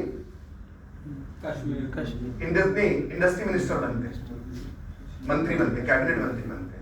तो इसका भी गोडसे ने विरोध किया कि हमें अलग रहना चाहिए। गोडसे ने तीसरी बात का विरोध किया कि हिंदू महासभा की मांग थी कि भारत जब आजाद हो तो भारत का जो झंडा हो वो हिंदू जो फ्लैग है ना, सैफ्रॉन जैसे मंदिरों के ऊपर लगाया था, वो फ्लैग होना चाहिए। तो कांग्रेस तो बोले ये नहीं, तिरंगा होगा, तिरंगे पे सहमति बन गई। तो वीर सावरकर भी सहमत हो गए, श्यामा प्रसाद मुखर्जी भी सहमत हो गए इस तिरंगे पे। तो गोडसे को ये भी बुरा लगा, तो उसने उस कार्यकारिणी के अंदर हंगामा कर दिया, और फिर उसने अपना रास्ता वीर सावरकर हिंदू महासभा से अलग कर लिया, फिर उसने गांधी की हत्या करी। तो हिंदू महासभा का इतना ही होता है। दूसरा, हिंदू महासभा कभी भी वो उठान नहीं पा पाई, या उसका वो होल्ड नहीं था हिंदुओं के बीच में कि वो कोई बहुत फैसलों पर असर डालना। हिंदू महासभा बहुत छोटा मोटा संगठन, आप जैसे आज किसी एक कोई छोटी पार्टी आप पकड़ लो जिसके 5-6 सांसद होते हैं, मतलब आप सोचिए जो पहली संविधान सभा बनती है उसमें हिंदू महासभा को एक सदस्य चुनाव नहीं जीत पाता। श्यामा प्रसाद मुखर्जी जैसा व्यक्ति जिनका परिवार बंगाल के सबसे प्रभावशाली परिवारों में माना जाता था, वो खुद चुनाव हार गए। तो हिंदू महासभा की स्थिति तो ये थी इस देश में। तो हिंदू महासभा का करीब करीब इतना ही मैं बताना चाहूंगा। बाकी अगर कोई मनमोहन सवाल हो। सर्वप्रथम प्रखर जी बहुत बहुत धन्यवाद। आपने अच्छे से पूरे विभाजन की सच्चाइयों पर और धारा प्रवाह रूप से जो आपने अपनी शोध और विचारों को रखा उसके लिए धन्यवाद। मेरा प्रश्न 1940 से आपने कहा कि विभाजन की नींव रखी गई थी और महात्मा गांधी ने कभी अपनी सहमति नहीं दी, और आपने कहा 2 जून से पहले के उनके भाषण बड़े 1946 या 47 के पहले बड़े डिप्लोमेटिक हुआ करते थे, और फिर 15 जून के आसपास उन्होंने अपनी सहमति भी दे दी। तो आपको क्या लगता है उनके विचारों को बदलने में किस चीज की बहुत बड़ी भूमिका रही है? और बस, और क्या अगर वो सहमति नहीं देते या कि नहीं विभाजन नहीं होना है, तो क्या आपको लगता है कि अंग्रेजों का शासन और ज्यादा लंबा खिंच जाता भारत? 2 चीजें मैं आपसे कहना चाहता हूँ। आपने 2 सवाल पूछे। तो गांधी के मन में क्या चल रहा था, मैं आपको एक चीजों में एज ए जर्नलिस्ट में बता सकता हूँ कि किसी को अगर ये लगता है कि गांधी की जो छवि बनाई गई बहुत भोले वाले थे और संत थे और महात्मा थे, ऐसा नहीं। वो सब है अपनी जगह पर, लेकिन गांधी एक बहुत शूट पॉलिटिशियन थे। और ये शूट शब्द में कोई नेगेटिव वे में यूज नहीं कर रहा हूँ। सोचिए, एक व्यक्ति साउथ अफ्रीका से आता है और कुछ साल के अंदर वो भारत के जनमानस पे इतना असर छोड़ देता है कि वो एक आवाज देता है और 1 करोड़ लोग उसके पीछे चल पड़ते हैं। भारत की आजादी के आंदोलन को जागृत करने का श्रेय महात्मा गांधी को जाता है। तो ऐसा नहीं है कि वो मांग को समझ नहीं पा रहे थे या वो क्या हो रहा है वो देख नहीं पा रहे थे, वो सब मालूम था। वो महात्मा जो कहते हैं ना, अम्बेडकर कहते हैं मैं महात्मा नहीं मानता, गांधी जी का दिमाग जो है ना कंप्यूटर से भी तेज चलता था। 40 के लिए बोलते हैं ना, आपको बता रहा हूँ मैं। उनकी जो दूरदृष्टि थी, वो जो सोच पाते थे, जो देख पाते थे, तभी तो ऐसे तो ना होता था कि ब्रिटिश शाही परिवार में वो सिर्फ लंगोट पहन के चले गए। तो कुछ तो दम रहा होगा ना उस बंदे में। तो ऐसा तो है नहीं कि वो समझ नहीं पा रहे थे कि हो क्या रहा है। लेकिन जो मुझे लगता है वो अपनी छवि बचाना चाहते थे। वो दुनिया को दिखाना चाहते हैं कि देखो मैं बंटवारे के खिलाफ हूँ, मैं बंटवारे के खिलाफ हूँ, मैं बंटवारे के खिलाफ हूँ, ये लोग मांग रहे हैं, ये लोग कर रहे हैं।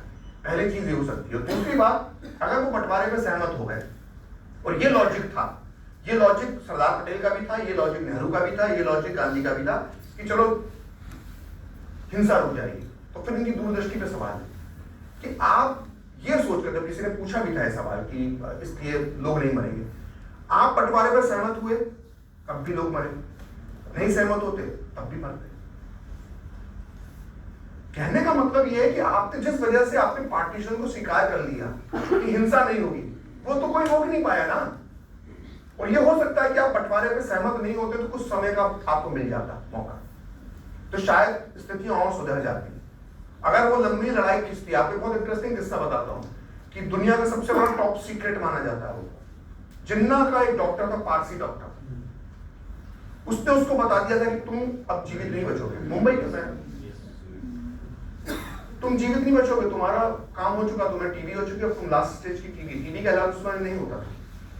तो जिन्ना के पास बहुत कम समय था। और बाद में लैरी कॉलिंस और डोमिनिक लापियर को माउंटबेटन ने बात बोली कि जब उन्होंने रिपोर्ट दिखाई कि जिन्ना को तो मालूम था कि वो मरने वाला है, तो उठ के खड़ा हो गया माउंटबेटन। बोला अगर मुझे मालूम होता तो मैं भारत की आजादी को 6 महीने और 7 महीने टाल देता। मैं कोई भारत के एकीकरण या अखंड भारत का समर्थक नहीं हूँ, साफ कर देना चाहता हूँ। मतलब मुझे तो लॉजिक समझ में नहीं आता है कि अखंड भारत बना के करोगे क्या। बात ये नहीं, बात मेरा जो विरोध है और जो मेरी पीड़ा है, जो मैं बचपन से अपने पिता की जो कविता से शुरुआत किया था, भाषण से, एक लगे हुए टुकड़ों से, वहां से लेके एज ए जर्नलिस्ट मैं शो बनाता हूँ। और जब मैं आज महसूस करता हूँ as a researcher, as a historian, जब मैं जाता हूँ, मेरा दुख ये नहीं कि देश के 2 टुकड़े हो गए। मेरा दुख ये है कि वो 50 लाख लोग क्यों मारे गए जिनका कोई कसूर नहीं। यही सवाल है, मतलब जब वो लोग एक दूसरे, ये सवाल ये आप लोग बोलते थे, मैं बहुत खुलकर बोलता हूँ, मेरे कई हिंदूवादी संगठनों के मित्र हैं, बोले अखंड भारत होना चाहिए। मैंने तुमको 20 करोड़ मुसलमान तो चलते नहीं है, 25, 50, 20 तुम्हारे 70, अब लाओ। तुम 20 करोड़ तो तुम्हें 20 करोड़ से तो तुम्हें समस्या होने लगती है। तुम और चाहते 50 करोड़ और तुम्हारे साथ जुड़ जाए, फिर क्या करोगे? सिविल वॉर करोगे इस देश में, एक दूसरे को फिर से खून बहाओगे क्या? तो बंटवारा हुआ इश्यू वो नहीं, बंटवारा करवाया इस आधार पे था कि शांति रहेगी, हिंसा नहीं होगी, तो वो तो रोक नहीं पाए ना। दुख इस बात का है कि जब बंटवारा धर्म के आधार पे हुआ था तो जनसंख्या का एक्सचेंज भी धर्म के आधार पे क्यों नहीं हुआ? आज पाकिस्तान से सारे हिंदू भेज दिए गए, जो बच्चे खुचे हैं उनके लिए मैं जानता हूं, मेरे 2-3 मित्र काम कर रहे हैं, और मेरे रद्दू जी और कई संगठन मेरे जिनसे मैं भी जुड़ा हुआ हूं, वो लोग काम कर रहे हैं। आज जब उनको लेने के लिए, अलग नागरिकता देने के लिए सीए कानून आता है तो शाहीन बाग में सभी का खून शामिल है हमारी मिट्टी में कह के जाम करके बैठ जाते हो। तो कोई सीए का जो कानून है वो नेहरू जी के सपने को पूरा करने का है। नेहरू जी ने जो आधी रात को जो भाषण दिया था ना, उसमें उन्होंने कहा था कि पाकिस्तान में जो हिंदू रह गया है वो भी हमारी जिम्मेदारी है। तो कहने का मतलब ये है कि जब बांग्लादेश के हिंदुओं पे अत्याचार होता है, पाकिस्तान के हिंदुओं पे अत्याचार होता है, तब ये पीड़ा होती है, तब ये सवाल होता है कि पॉपुलेशन का एक्सचेंज क्यों नहीं हुआ। अगर धर्म के आधार पर बंटवारा हुआ था तो फिर धर्म के आधार पर देश की जनसंख्या का बंटवारा होना था, सिर्फ जमीन का ही नहीं होना था, जनसंख्या क्या। मैं आपको एग्जांपल देता हूं, भारत में आजादी के समय जो भारतीय इलाका था, जो आज भारत का नक्शा देखते हैं, 4.25 से 4.5 करोड़ मुसलमान थे। कितने मुसलमान पाकिस्तान में? एक आंकड़ा। भारत जब आजाद हुआ तो जो भारत का नक्शा था, जो आज भी भारत का नक्शा है, इसमें 4.5 करोड़ मुसलमान रहते थे। कितने गए होंगे? 72 लाख। बिल्कुल सही कहा। अब 72 लाख में से सबसे ज्यादा कहां के मुसलमान गए? पंजाब से, पंजाब 55 लाख मुसलमान पंजाब से पाकिस्तान गए। जो आप देख रहे हो पाकिस्तान में पंजाबी मुसलमानों का जो कब्जा है, उनको कहीं मुहाजिर नहीं बोलते। मुहाजिर किसको बोलते हैं? यूपी से और सभी इधर से गए, तो वो मर्ज हो गए उनकी सोसाइटी के अंदर। तो जो 72 लाख मुसलमान, 72 लाख मुसलमान जो पाकिस्तान गए, उसमें से अकेले 55 लाख मुसलमान जो हैं वो पंजाब से गए हैं। तो बाकी इलाके के कितने बचे? 17 लाख। ठीक है। अब मैं आपको बहुत दिलचस्प, मैंने 1951 का सेंसस निकाला पाकिस्तान का, उसमें निकाला कि कितने, उन्होंने पूरा बताया कि किस इलाके से कितने मुसलमान हमारे यहाँ हैं। तो ये जो है ना, उसको 55,50,000 मुसलमान पंजाब से गए, पश्चिम बंगाल, बिहार और उड़ीसा जिन्होंने भर भर के मुस्लिम लीग को वोट दिए थे, वहां से कितने मुसलमान पाकिस्तान गए? 7 लाख।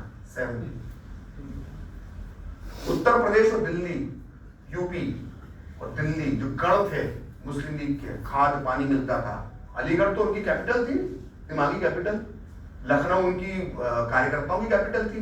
पूरा आंदोलन यहां से चला, यूपी से, कानपुर से। कानपुर में जिन्ना की भाषण है बड़े बड़े।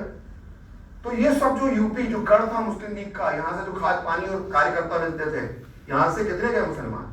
4,65,000। सब यही है। राजस्थान से 2,35,000, महाराष्ट्र, गुजरात जहां से जिन्ना खुद चुनाव जीते थे, 1,60,000। भोपाल और हैदराबाद यहां से गए 95,000, और तमिलनाडु, केरल और कर्नाटक जिनकी ऑल इंडिया और यूनाइटेड इंडिया मुस्लिम लीग है जो बनाने वाले थे, वहां से सिर्फ 18,000 मुसलमान गए। आपने कोई देखा पाकिस्तान में साउथ इंडियन मुसलमान? किसी फिल्म में, इंटरव्यू में, टीवी में, शो में देखा? और पूरे की पूरे वोट देके जिता दिया था। जितनी सीटें थी मद्रास प्रोविंस की सारी सीटें जीत गई थी मुस्लिम लीग। ये जो कर्नाटक के अंदर और सब जगह पे सब मुस्लिम लीग का वोटर था। और कभी किसी ने कन्नड़ पाकिस्तानी देखा? किसी ने तमिल बोलने वाला पाकिस्तानी देखा? किसी ने तेलुगु बोलने वाला पाकिस्तानी देखा? किसी ने मलयाली बोलने वाला पाकिस्तानी देखा? वोट देने वाले सब थे। ये सत्य है, कटु सत्य है, इसको स्वीकार करना चाहिए। इसके प्रति कोई नफरत की भावना नहीं है, हमें सच मालूम होना चाहिए। और जो इंडियन मुस्लिम है उनको भी सच मालूम होना चाहिए कि उनके पूर्वजों ने क्या किया था, मेरे पूर्वजों ने क्या किया था और क्या स्थितियां थी। कोई किसी को भगाने की बात नहीं कर रहा, हो गया वो हो गया। कोई ये कहेगा कि आज हम 20 करोड़ को भेज दे तो ये गलत बात है। अगर देश का विकास होना तो सबके साथ चलकर ही होगा। आप 20 करोड़ को साइड कर देंगे और 80 करोड़ का विकास करेंगे तो ऐसा नहीं होगा। तो सबका साथ सबका विकास मोदी जी बोलते हैं, उसी के आधार पर विकास होगा, उसी तरह से चलना होगा। लेकिन जो गलतियां हुई हैं उन पर तो बात करनी होगी ना। शुतुरमुर्ग की तरह मुंह थोड़ा रेत में छुपा लेंगे हम लोग।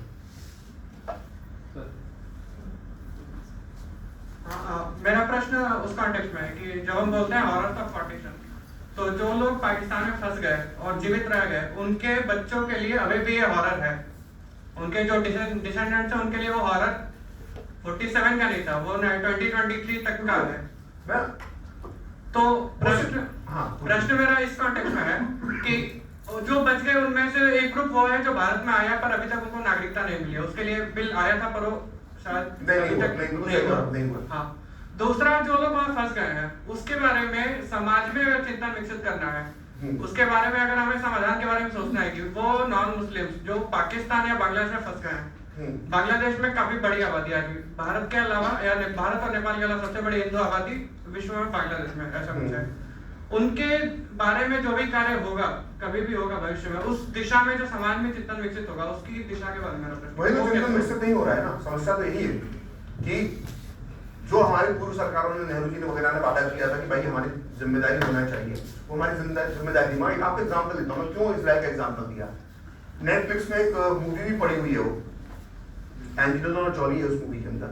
इथोपिया के अंदर एक ट्राइब होता है जिसके बारे में वो मानते हैं कि ये यहूदी है, ब्लैक्स हैं वो, और यहूदी माना जाता है। तो उन पर जब इथोपिया में अत्याचार शुरू हुआ तो इजराइल ने वहां पर एक, मैं आपको इसलिए बता रहा हूँ कि थोड़ा सा करेक्ट करने की जरूरत है, तो इजराइल ने एक मोसाद ने वहां पर एक समंदर के किनारे एक रिजॉर्ट किराया पे लिया और 7 साल तक मोसाद के एजेंट, वो मैनेजर वगैरह बन के ये इथोपिया के जो यहूदी थे उनको ले जा के इजराइल में बसा। इजराइल में आज की बहुत बड़ी पॉपुलेशन जो है वो इथियोपियन ब्लैक्स की है, जो वहां पर आज सांसद बांध सकती है। तो ये जिम्मेदारी होती है, जो आपने कहा कि हिंदू पॉपुलेशन कहाँ पर है कहाँ पर नहीं है, तो ये हमारी जिम्मेदारी होती है। अब एक हिंदू अगर प्रताड़ित है पाकिस्तान में, वो बेचारा कहाँ जाएगा? उनकी गलती भी नहीं है, उसकी गलती नहीं, उसको तो नहीं मानना ना, किसी की गलती नहीं। गलती तो वो है जो ना बंटवारा करके अपनी अपनी सरकार संभाल ली, जो जेल जाने से डरने लग गए थे, हम बुढ़े हो गए थे, गांधी जी कहते, उन लोगों की गलती या जो यहाँ पे रह गए, मैं उसको क्या कहूँ। तो ये सवाल है, ये होना चाहिए, इस पर बातचीत होना चाहिए। ऐसा नहीं कि लोग काम नहीं कर रहे हैं। मैं जो नाम लिया, डॉक्टर उमेंद्र रत्नू है, प्रोफेशनल डॉक्टर हैं, ENT सर्जन है, वो बहुत काम कर रहे हैं इस पर जबरदस्त। अभी जोधपुर में जो उनकी घर गिराती है, कहते पूरा आंदोलन उन्होंने छेड़ा। तो ऐसा नहीं कि लोग काम नहीं कर रहे हैं, नागरिकता दिलवा रहे हैं धीरे धीरे। अभी भी जो भी कानून है, भाई का वो कौन सा पाकिस्तानी सिंगर है मोटा सा, उसको मिल सकती है तो उनको भी मिलना चाहिए, तो मिल रही है उनको, करते हैं, कोशिश करते हैं लोग, धीरे धीरे मिल रहा है। जो भारत आ गए हैं उनके बारे में हो रहा है, पर जो अभी भी वहाँ फंसे हुए उनके लिए भी प्रयास हो रहा है। असल में क्या होता है, उनको लाने के लिए पाकिस्तान गवर्नमेंट वहां भी चाल चलती ना। एक फैमिली के अगर 10 लोगों ने वीजा मांगा धार्मिक उसमें कि हमें अपने मंदिर के दर्शन करने जाना है, तो वो 2 को नहीं देती, 8 को दे देती है, तो 2 उसके लिए कैप्टिव हो जाते हैं। तो धीरे धीरे चल रहा है ना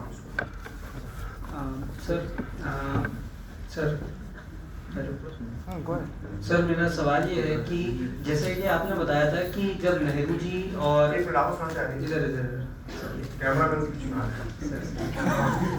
सर मेरा ये सवाल है कि जब आपने बताया था कि नेहरू जी और गांधी जी जब जाते थे कैंप्स में रेफ्यूजीज के एंड वो अलग व्यवहार करते थे, तो उस टाइम पे जैसे आपने बताया 7 मील के दिल्ली के दायरे में हम नहीं देंगे जमीन, ऐसा कि बोला 70 मील वाली बात नेहरू जी ने, तो उस टाइम पे मतलब इतना ज़्यादा मुस्लिम अपीसमेंट हो चुका था, तो उस कंटेक्स्ट में सरदार पटेल क्या कर रहे थे? क्योंकि सरदार पटेल तो उस टाइम पे इतने बड़े नेता थे, इतनी बड़ी छवि थी कि पूरा भारत की 555 रियासतों को एक किया, तो उन्होंने रेफ्यूजीज के लिए मतलब तो गृह मंत्री भी थे, तो उन्होंने इतना मतलब रेफ्यूजीज के लिए क्या किया? जैसे जो मुस्लिम अपीसमेंट हो रहा था और रेफ्यूजीज को दबाया जा रहा था। सरदार पटेल, आपने सुना होगा ना, सरदार पटेल ने इस्तीफा दे दिया था नेहरू गवर्नमेंट। हाँ, वो किस बेस पे दिया था? नहीं, बट कुछ एक्शन तो लेना चाहिए था ना, लाइक सरदार पटेल ने नेहरू गवर्नमेंट से इस्तीफा दे दिया था, है ना। और वो जो आखिरी मुलाकात होती है गांधी के साथ 30 जनवरी को मरने से पहले, तो सरदार पटेल गांधी ये समझाते हैं कि तुम दोनों के देश को जरूरत है, इस्तीफा अपना वापस ले लो। तो सरदार पटेल जो 45-46 का इलेक्शन है ना, जो मैंने इनको इस सवाल में बताया था, वो मौलाना आजाद से चढ़ जाते हैं, और सरदार पटेल उसका मुस्लिम अपीसमेंट के घनघोर विरोधी बन जाते हैं।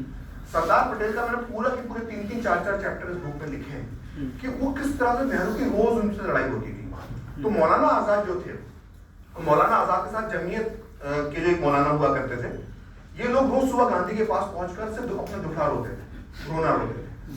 तो सरदार पटेल बड़े नाराज हो जाते थे कि यार ये इतना बुरी हालत नहीं जितना आप बता रहे हो। तो सरदार पटेल का एक अलग ग्रुप था, सरदार पटेल के एक सेक्रेटरी होते थे वी शंकर, जो ICS ऑफिसर थे। तो सरदार पटेल का एक अलग ग्रुप था, और नेहरू, मौलाना आजाद और बाकी मौलानाओं का अलग ग्रुप था, और इनके बीच में इस कदर लड़ाइयाँ होती थी, गांधी के सामने लड़ाइयाँ होती थी। बहुत आपको एक अच्छा एग्जाम्पल देना चाहता हूँ कि इंडिया मीन्स फ्रीडम में मौलाना आजाद लिखते हैं, जब गांधी आखिरी अनशन का उन्होंने ऐलान कर दिया तो गांधी बैठे हुए थे, मौलाना आजाद बैठे हुए थे, नेहरू बैठे हुए थे और सरदार पटेल बैठे हुए थे। तो ये मैं नहीं लिख रहा, ये मौलाना आजाद लिख रहे हैं इंडिया मीन्स फ्रीडम में।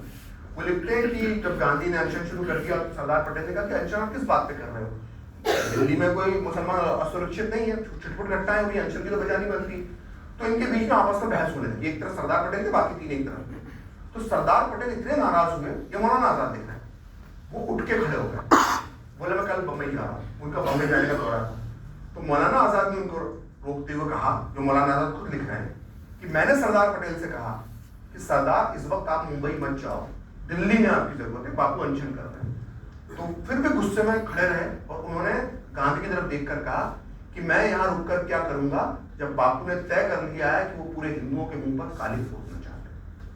तो ना सिर्फ नेहरू से नाराज थे सरदार पटेल, बाकी अंतिम दिनों में वो जिस गांधी के 30 साल तक सबसे ताकतवर लेफ्टिनेंट रहे थे, वो गांधी को ये उसके मुंह पे कहने लगे थे कि ये बापू हिंदुओं के मुंह पे काली पोतना चाहते हैं। ये मौलाना आजाद ने लिखा है। तो इतने डिफरेंसेस इनके बीच में हो चुके थे, और सरदार पटेल गांधी के लिए जिन शब्दों का इस्तेमाल करने लगे थे या गांधी का जिस तरह से विरोध करने लगे थे, वो गजब था।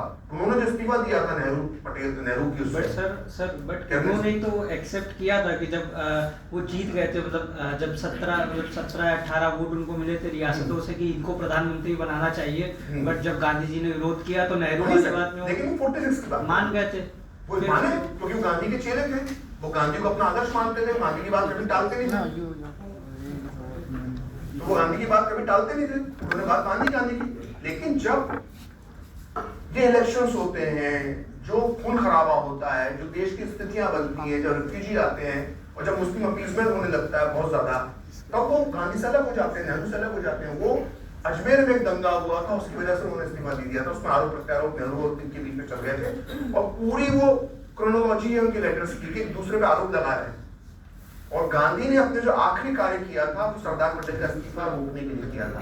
जो आपने देखा होगा कि गांधी रोज 5 बजे प्रार्थना सभा में पहुंच जाते थे, उस दिन वो 5:17 में पहुंचे, जब होने लगी थी तब 5:17 हो रहे थे 30 जनवरी को, तो 17 मिनट क्यों लेट हुए थे? वो 17 मिनट सरदार पटेल को समझा रहे थे। एक बार गांधी मूवी फिर से आखिरी मुलाकात सरदार पटेल की थी, सरदार पटेल को समझा रहे थे कि इस देश को तुम दोनों की जरूरत है, और ये बात माउंटबेटन ने गांधी को समझाई कि सरदार पटेल के बिना नेहरू कुछ नहीं सरकार चला पाएगी, इसलिए इस व्यक्ति का होना जरूरी है, इसको समझाओ। तो गांधी ने आखिरी समय तक उनको समझाते रहे, इसलिए प्रार्थना सभा में लेडी है।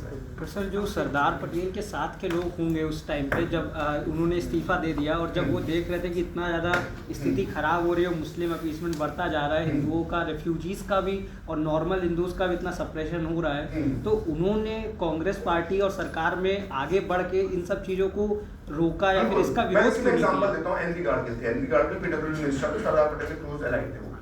तो उन्होंने कहा कि जब नेहरू अपने अंतिम दिनों में जो भाषण देते थे 47 में, जब वो छोटी छोटी सभाएं दिल्ली में करते थे, तो उससे हिंदुओं में गुस्सा उत्पन्न हो रहा था, क्योंकि वो मुस्लिम अपीसमेंट करते थे उन स्पीचेस में।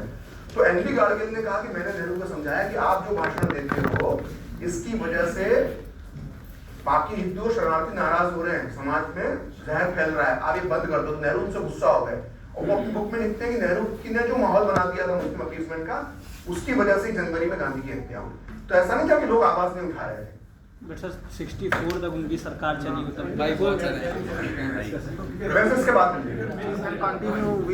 प्रकृति, क्योंकि हम विभाजन की बात कर रहे हैं, तो इसमें अगर हम प्रकाश डालें, सिरिल रेडक्लिफ जिन्होंने जो बाउंड्री कमीशन के चेयरमैन थे, जिसमें 2 मुस्लिम लीग के मेंबर भी थे, मेहरचंद महाजन भी थे, और जब विभाजन तय हो चुका था उस और जब तक हमें पता नहीं चला था कि बाउंड्री कमीशन ने क्या तय किया है, तब एक अफवाहों का दौर चला था, जिसमें अगर आपको क्योंकि आपने शोध किया है, लाहौर कुछ समय तक ऐसा माना गया था कि भारत में रहेगा, क्योंकि लाहौर पंजाब की असवाई राजधानी भी थी, और उस चक्कर में क्या हुआ, इन अफवाहों के कारण काफी नुकसान पंजाब को उठाना पड़ा, और इसमें एक आंतरिक पॉलिटिक्स भी थी, जैसे मेहरचंद महाजन के कारण लाहौर जो है भारत से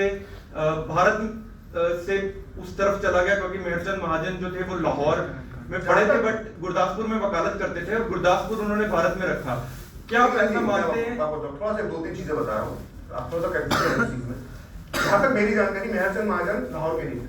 मेहरचंद महाजन ने लाहौर में वकालत की थी, वो कांगड़ा के रहने वाले थे, पेशावर के, लेकिन गुरदासपुर में मेहरचंद महाजन इतना बड़ा कैरेक्टर नहीं है ना? हाँ नहीं, मेरा सवाल आपको मैं बता रहा हूँ ना, मेरा सवाल आपने बिल्कुल सही कहा कि 15 अगस्त तक ये नहीं मालूम था कि रेड क्लिफ ने वो लिफाफे में बंद करके क्या लिखा, माउंटबेटन को भेज दिया था। माउंटबेटन और नेहरू ने इसलिए नहीं खुलवाया जिन्ना ने कि आजादी का जश्न फीका पड़ जाएगा। तो गलतफहमी ये थी कि लाहौर जो है वो पाकिस्तान भारत में आ सकता है, और गुरदासपुर को लेकर एक चीज थी, बहुत सारी चीजें थी, अलग अलग जगहों पे कंफ्यूजन की स्थिति बनी हुई थी कि भाई कहाँ थे। कई लोगों ने तो ये तक गलती कर ली कि जो पाकिस्तान, जो भारत के इलाके थे और जिनको ये लग रहा था कि पाकिस्तान चले जाएगा, वहां पर उन्होंने पाकिस्तान का झंडा फहरा दिया डाक खाने में। वो मालूम पड़ा जब 18 अगस्त को लिस्ट आई तो मालूम पड़ा भारत कैसा रहेगा। ऐसी गलतियां पाकिस्तान में कई हिंदुओं ने कर दी थी, तिरंगा फहरा। तो ये बड़ा क्योस था। तो मेरा सवाल ये है कि क्या आपको ऐसा लगता, क्योंकि आपने शोध किया गुरदासपुर नहीं है, मेरा एक जनरल सवाल आपसे ये है कि क्या आप, क्योंकि आपने इस पे शोध किया, कि आपको लगता है कि क्या ये जो कमीशन था ये थोड़ा सा बेहतर काम कर सकता था जिससे वायलेंस को बचाया जा सकता था? बिल्कुल कर सकता था। जो रेड क्लिफ था उसके पास कोई एक्सपीरियंस नहीं था इन सब चीजों का, उसका कोई काम नहीं था। उसके साथ जो दो हिंदू और 2 मुसलमान जज जो बनाए गए थे, जिसमें जस्टिस खोसला भी थे शायद, उनकी बातें नहीं सुनी उसके दिमाग में कोई जनसंख्या का वो भारत की गर्मी से परेशान हो रहा था, उसको भारत की गर्मी सहन नहीं हो रही थी, उसने अपना एक बना के मन से जो उसके दिमाग में आया कर लिया। अब उसमें दोनों पक्ष, उसमें पाकिस्तान का पक्ष मानता है कि हमारे साथ बड़ा अन्याय हुआ, गुरदासपुर हमको मिलना चाहिए था, अमृतसर हमको मिलना चाहिए था, बंगाल के कई प्रांत मानता है, हम लोग मानते हैं कि हमको लाहौर मिल जाना चाहिए था।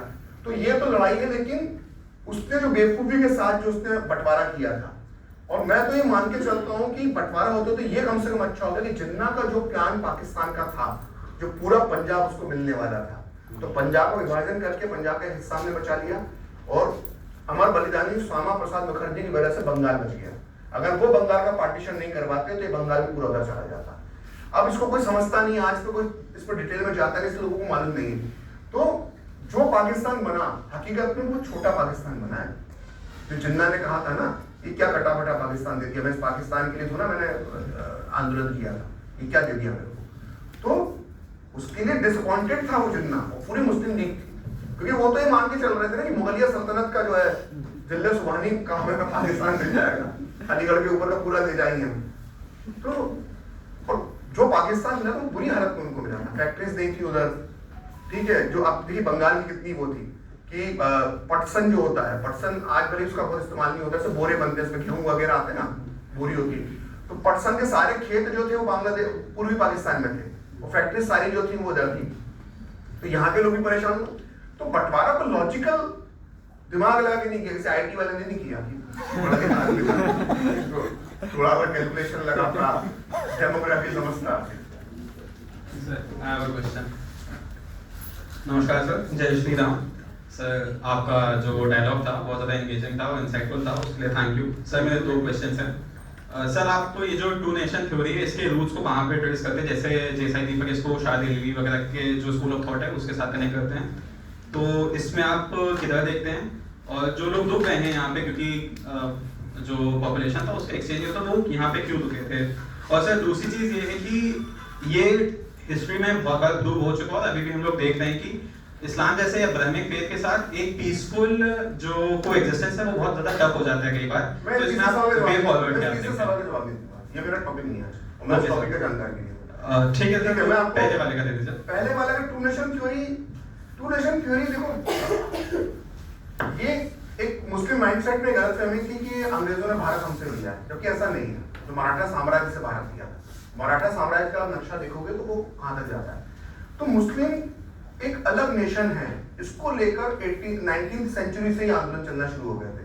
चाहे वो अलग अलग थे, मैं नाम भूल जाऊंगा, लेकिन चाहे वो अलग अलग शक्लों में चल रहे थे, चाहे वो देवबंद के माध्यम से चलाए गए, चाहे कहीं और से भी चलाए गए, तो अलग अलग खलीफत भी उसका हिस्सा मान सकते हो, बहुत सारी चीज थी।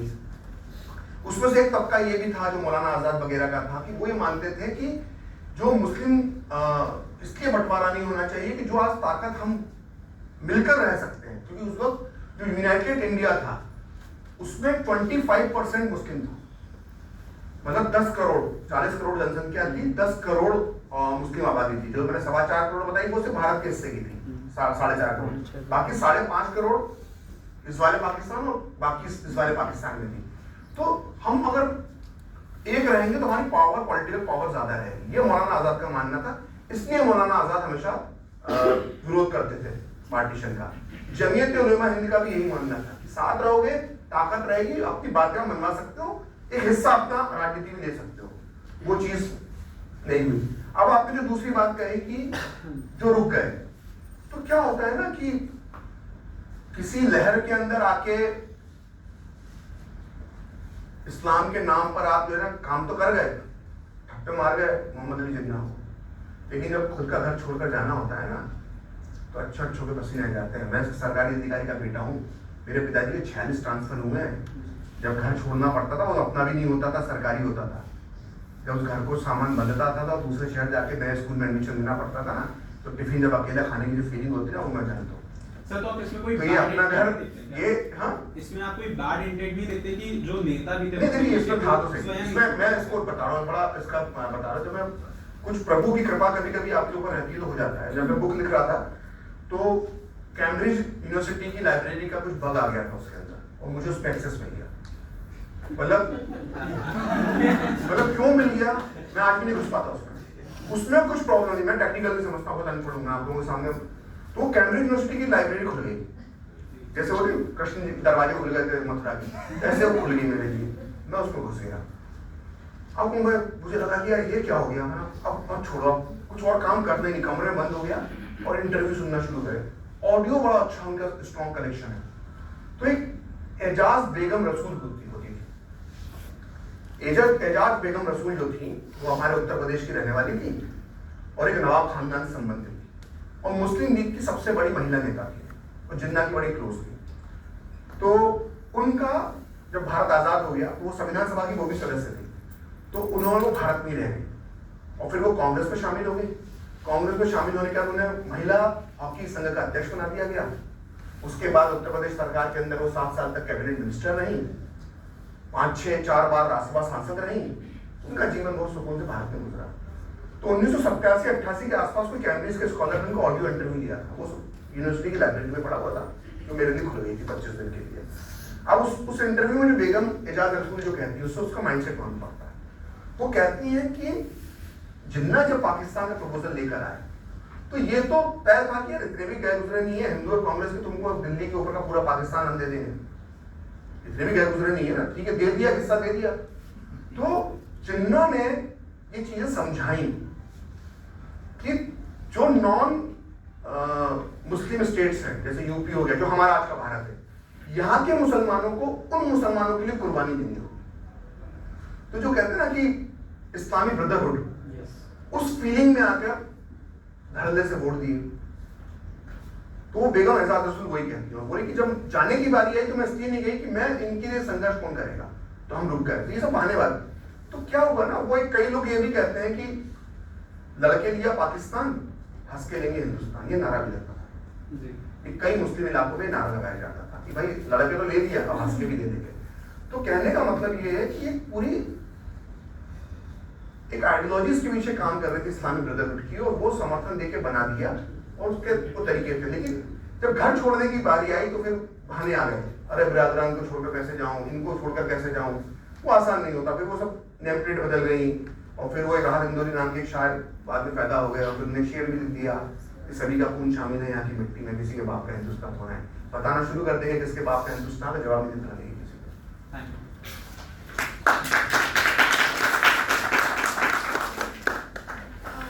सर मेरे 2 सवाल हैं।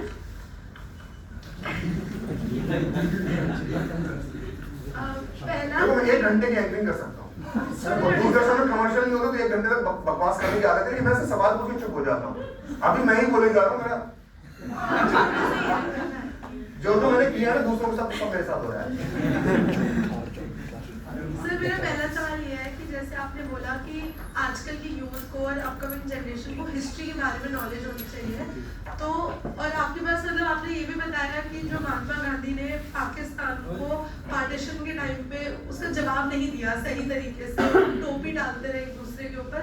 तो अभी जिन्होंने आपका सेशन देखा उनको तो अजम्पशंस हो जाएंगी और हर किसी के अलग अजम्पशंस होते हैं, बट आपको क्या लगता है इसका फैक्चुअल और एक्यूरेट जवाब क्या है कि उन्होंने क्यों नहीं पार्टीशन रोकने के लिए कुछ बोला? अब ये गांधी इमरान खान बड़े श्रूड पॉलिटिशियन थे, जितना मैं उनको डिकोड करता जा रहा हूँ ना उतना उतना मैं समझ पा रहा हूँ। जो मेरी बुद्धि में जो मैंने वही आपने जवाब दिया वही आपने रिपीट वही बात पूछी है कि वो अपनी इमेज साफ करना चाहते थे। भाई मैंने हमेशा पार्टीशन का विरोध किया और मेरी बात ही सुनते नहीं, आखिरी आखिरी में कहने लगे थे मेरी बात सुनता कौन है, बोला आप करो ना कुछ, बोला मेरी सुनता कौन है, मेरी सुनता कौन है, अब आंदोलन करने की उम्र नहीं रही, उस तरह के बयान देने लग गए थे।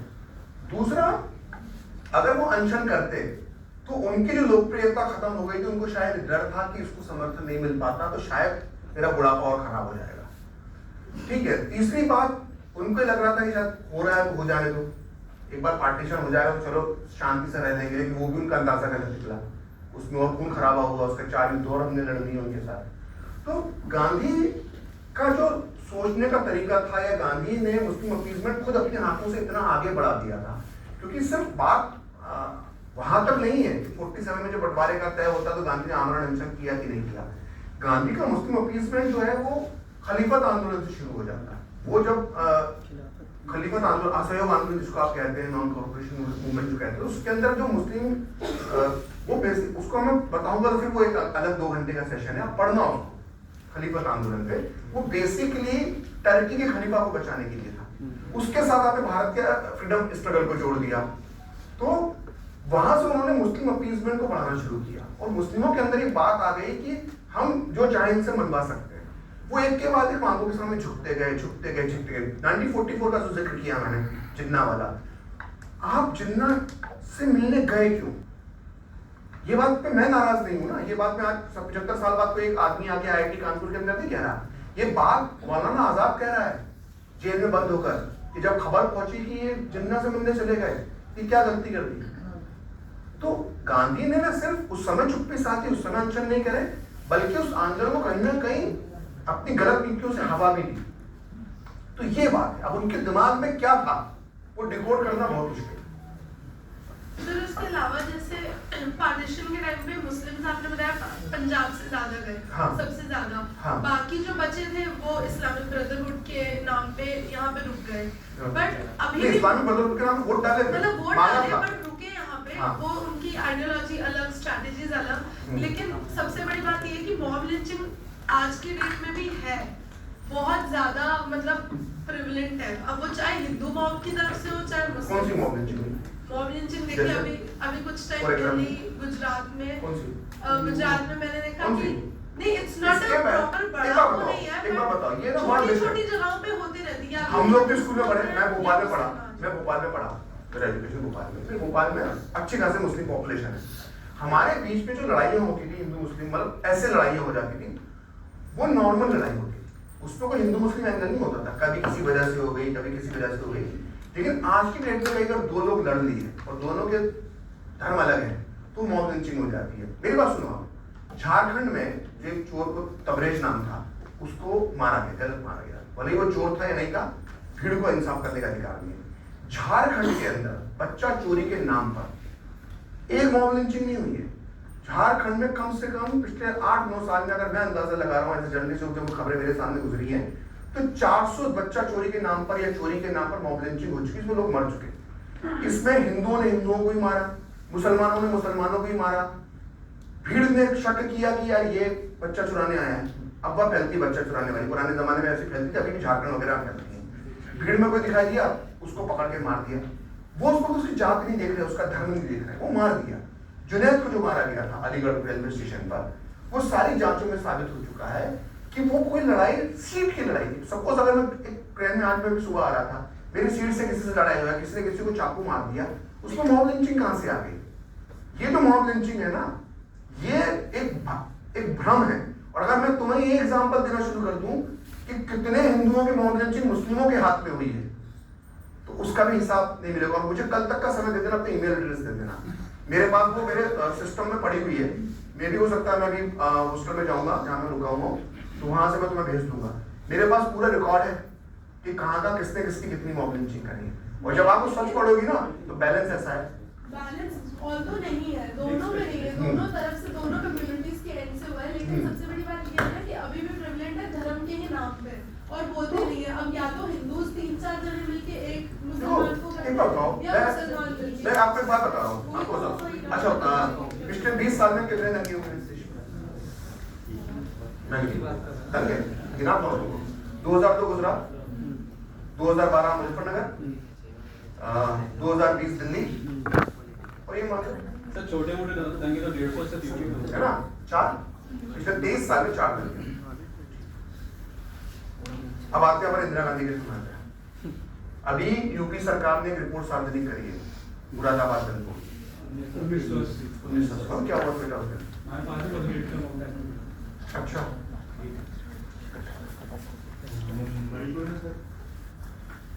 वो अलग है,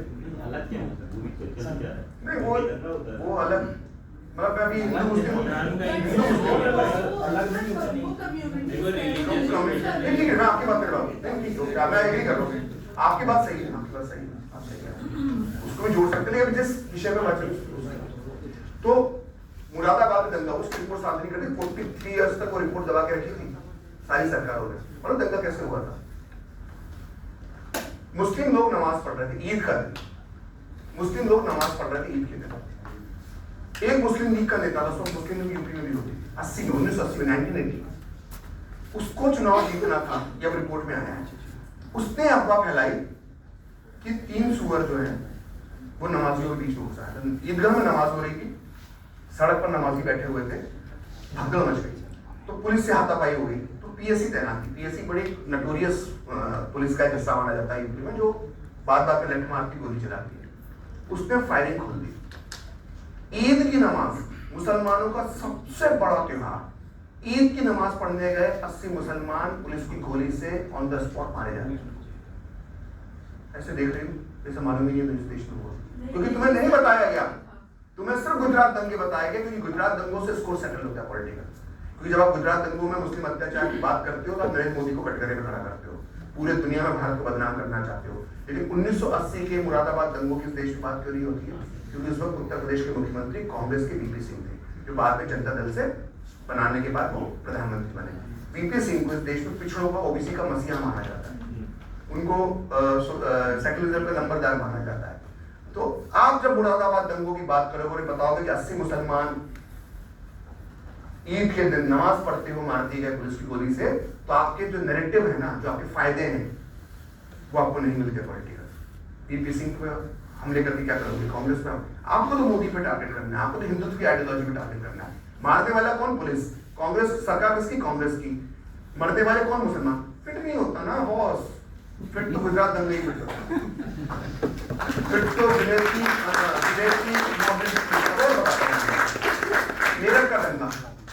मेरठ का दंगा 3 महीने तक चला, 1000 लोग मारे गए, मरने वालों में से 800 मुसलमान। हाशिमपुरा कांड है, जिसकी तस्वीर देखते हो कैसे 80 मुसलमानों को पुलिस से जानवरों की तरफ पकड़ के ले जा रही है। 80 मुसलमानों को उठाया हाशिमपुरा नाम के इलाके से, मेरठ के पास, मेरठ के दिन 87 दंगे में उठा के ले गए, मारा, और गंग नहर है जहाँ मैं रहता हूँ, इंदिरापुरम गाजियाबाद, उसके पास पीछे रहती है, उस नहर के अंदर डाल दिया, लाशें नहीं मिली। रिपोर्ट आई, सजा हुई, उसके बाद सब कुछ हुआ। क्यों बात नहीं करता? क्यों? क्योंकि कांग्रेस की सरकार, मुख्यमंत्री वीरभद्र सिंह नैरेटिव नहीं बनता बॉस।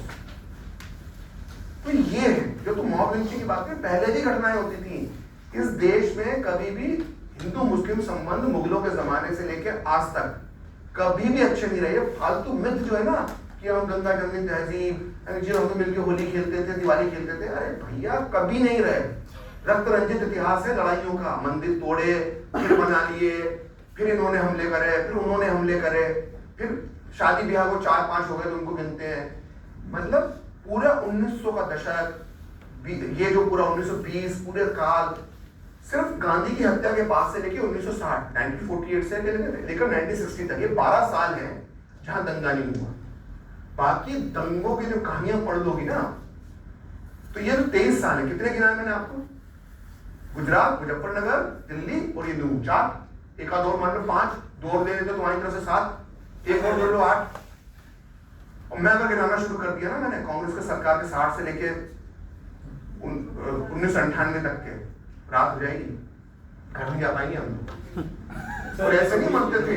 भागलपुर में 3000 नीली हत्याकांड, नीली एक असम में जगह है, वो हिंदुस्तानी मुसलमान नहीं थे, पाकिस्तान वो बांग्लादेशी मुसलमान थे। एक रात में 4000 मुसलमान मार दिया गया था।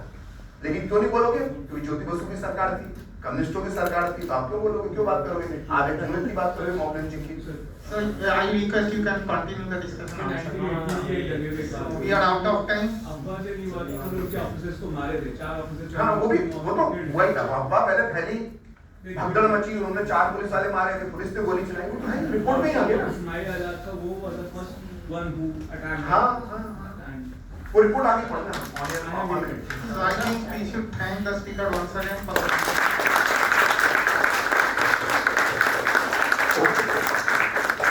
आपने पेपर में सुना, आप लोगों को Thank you to the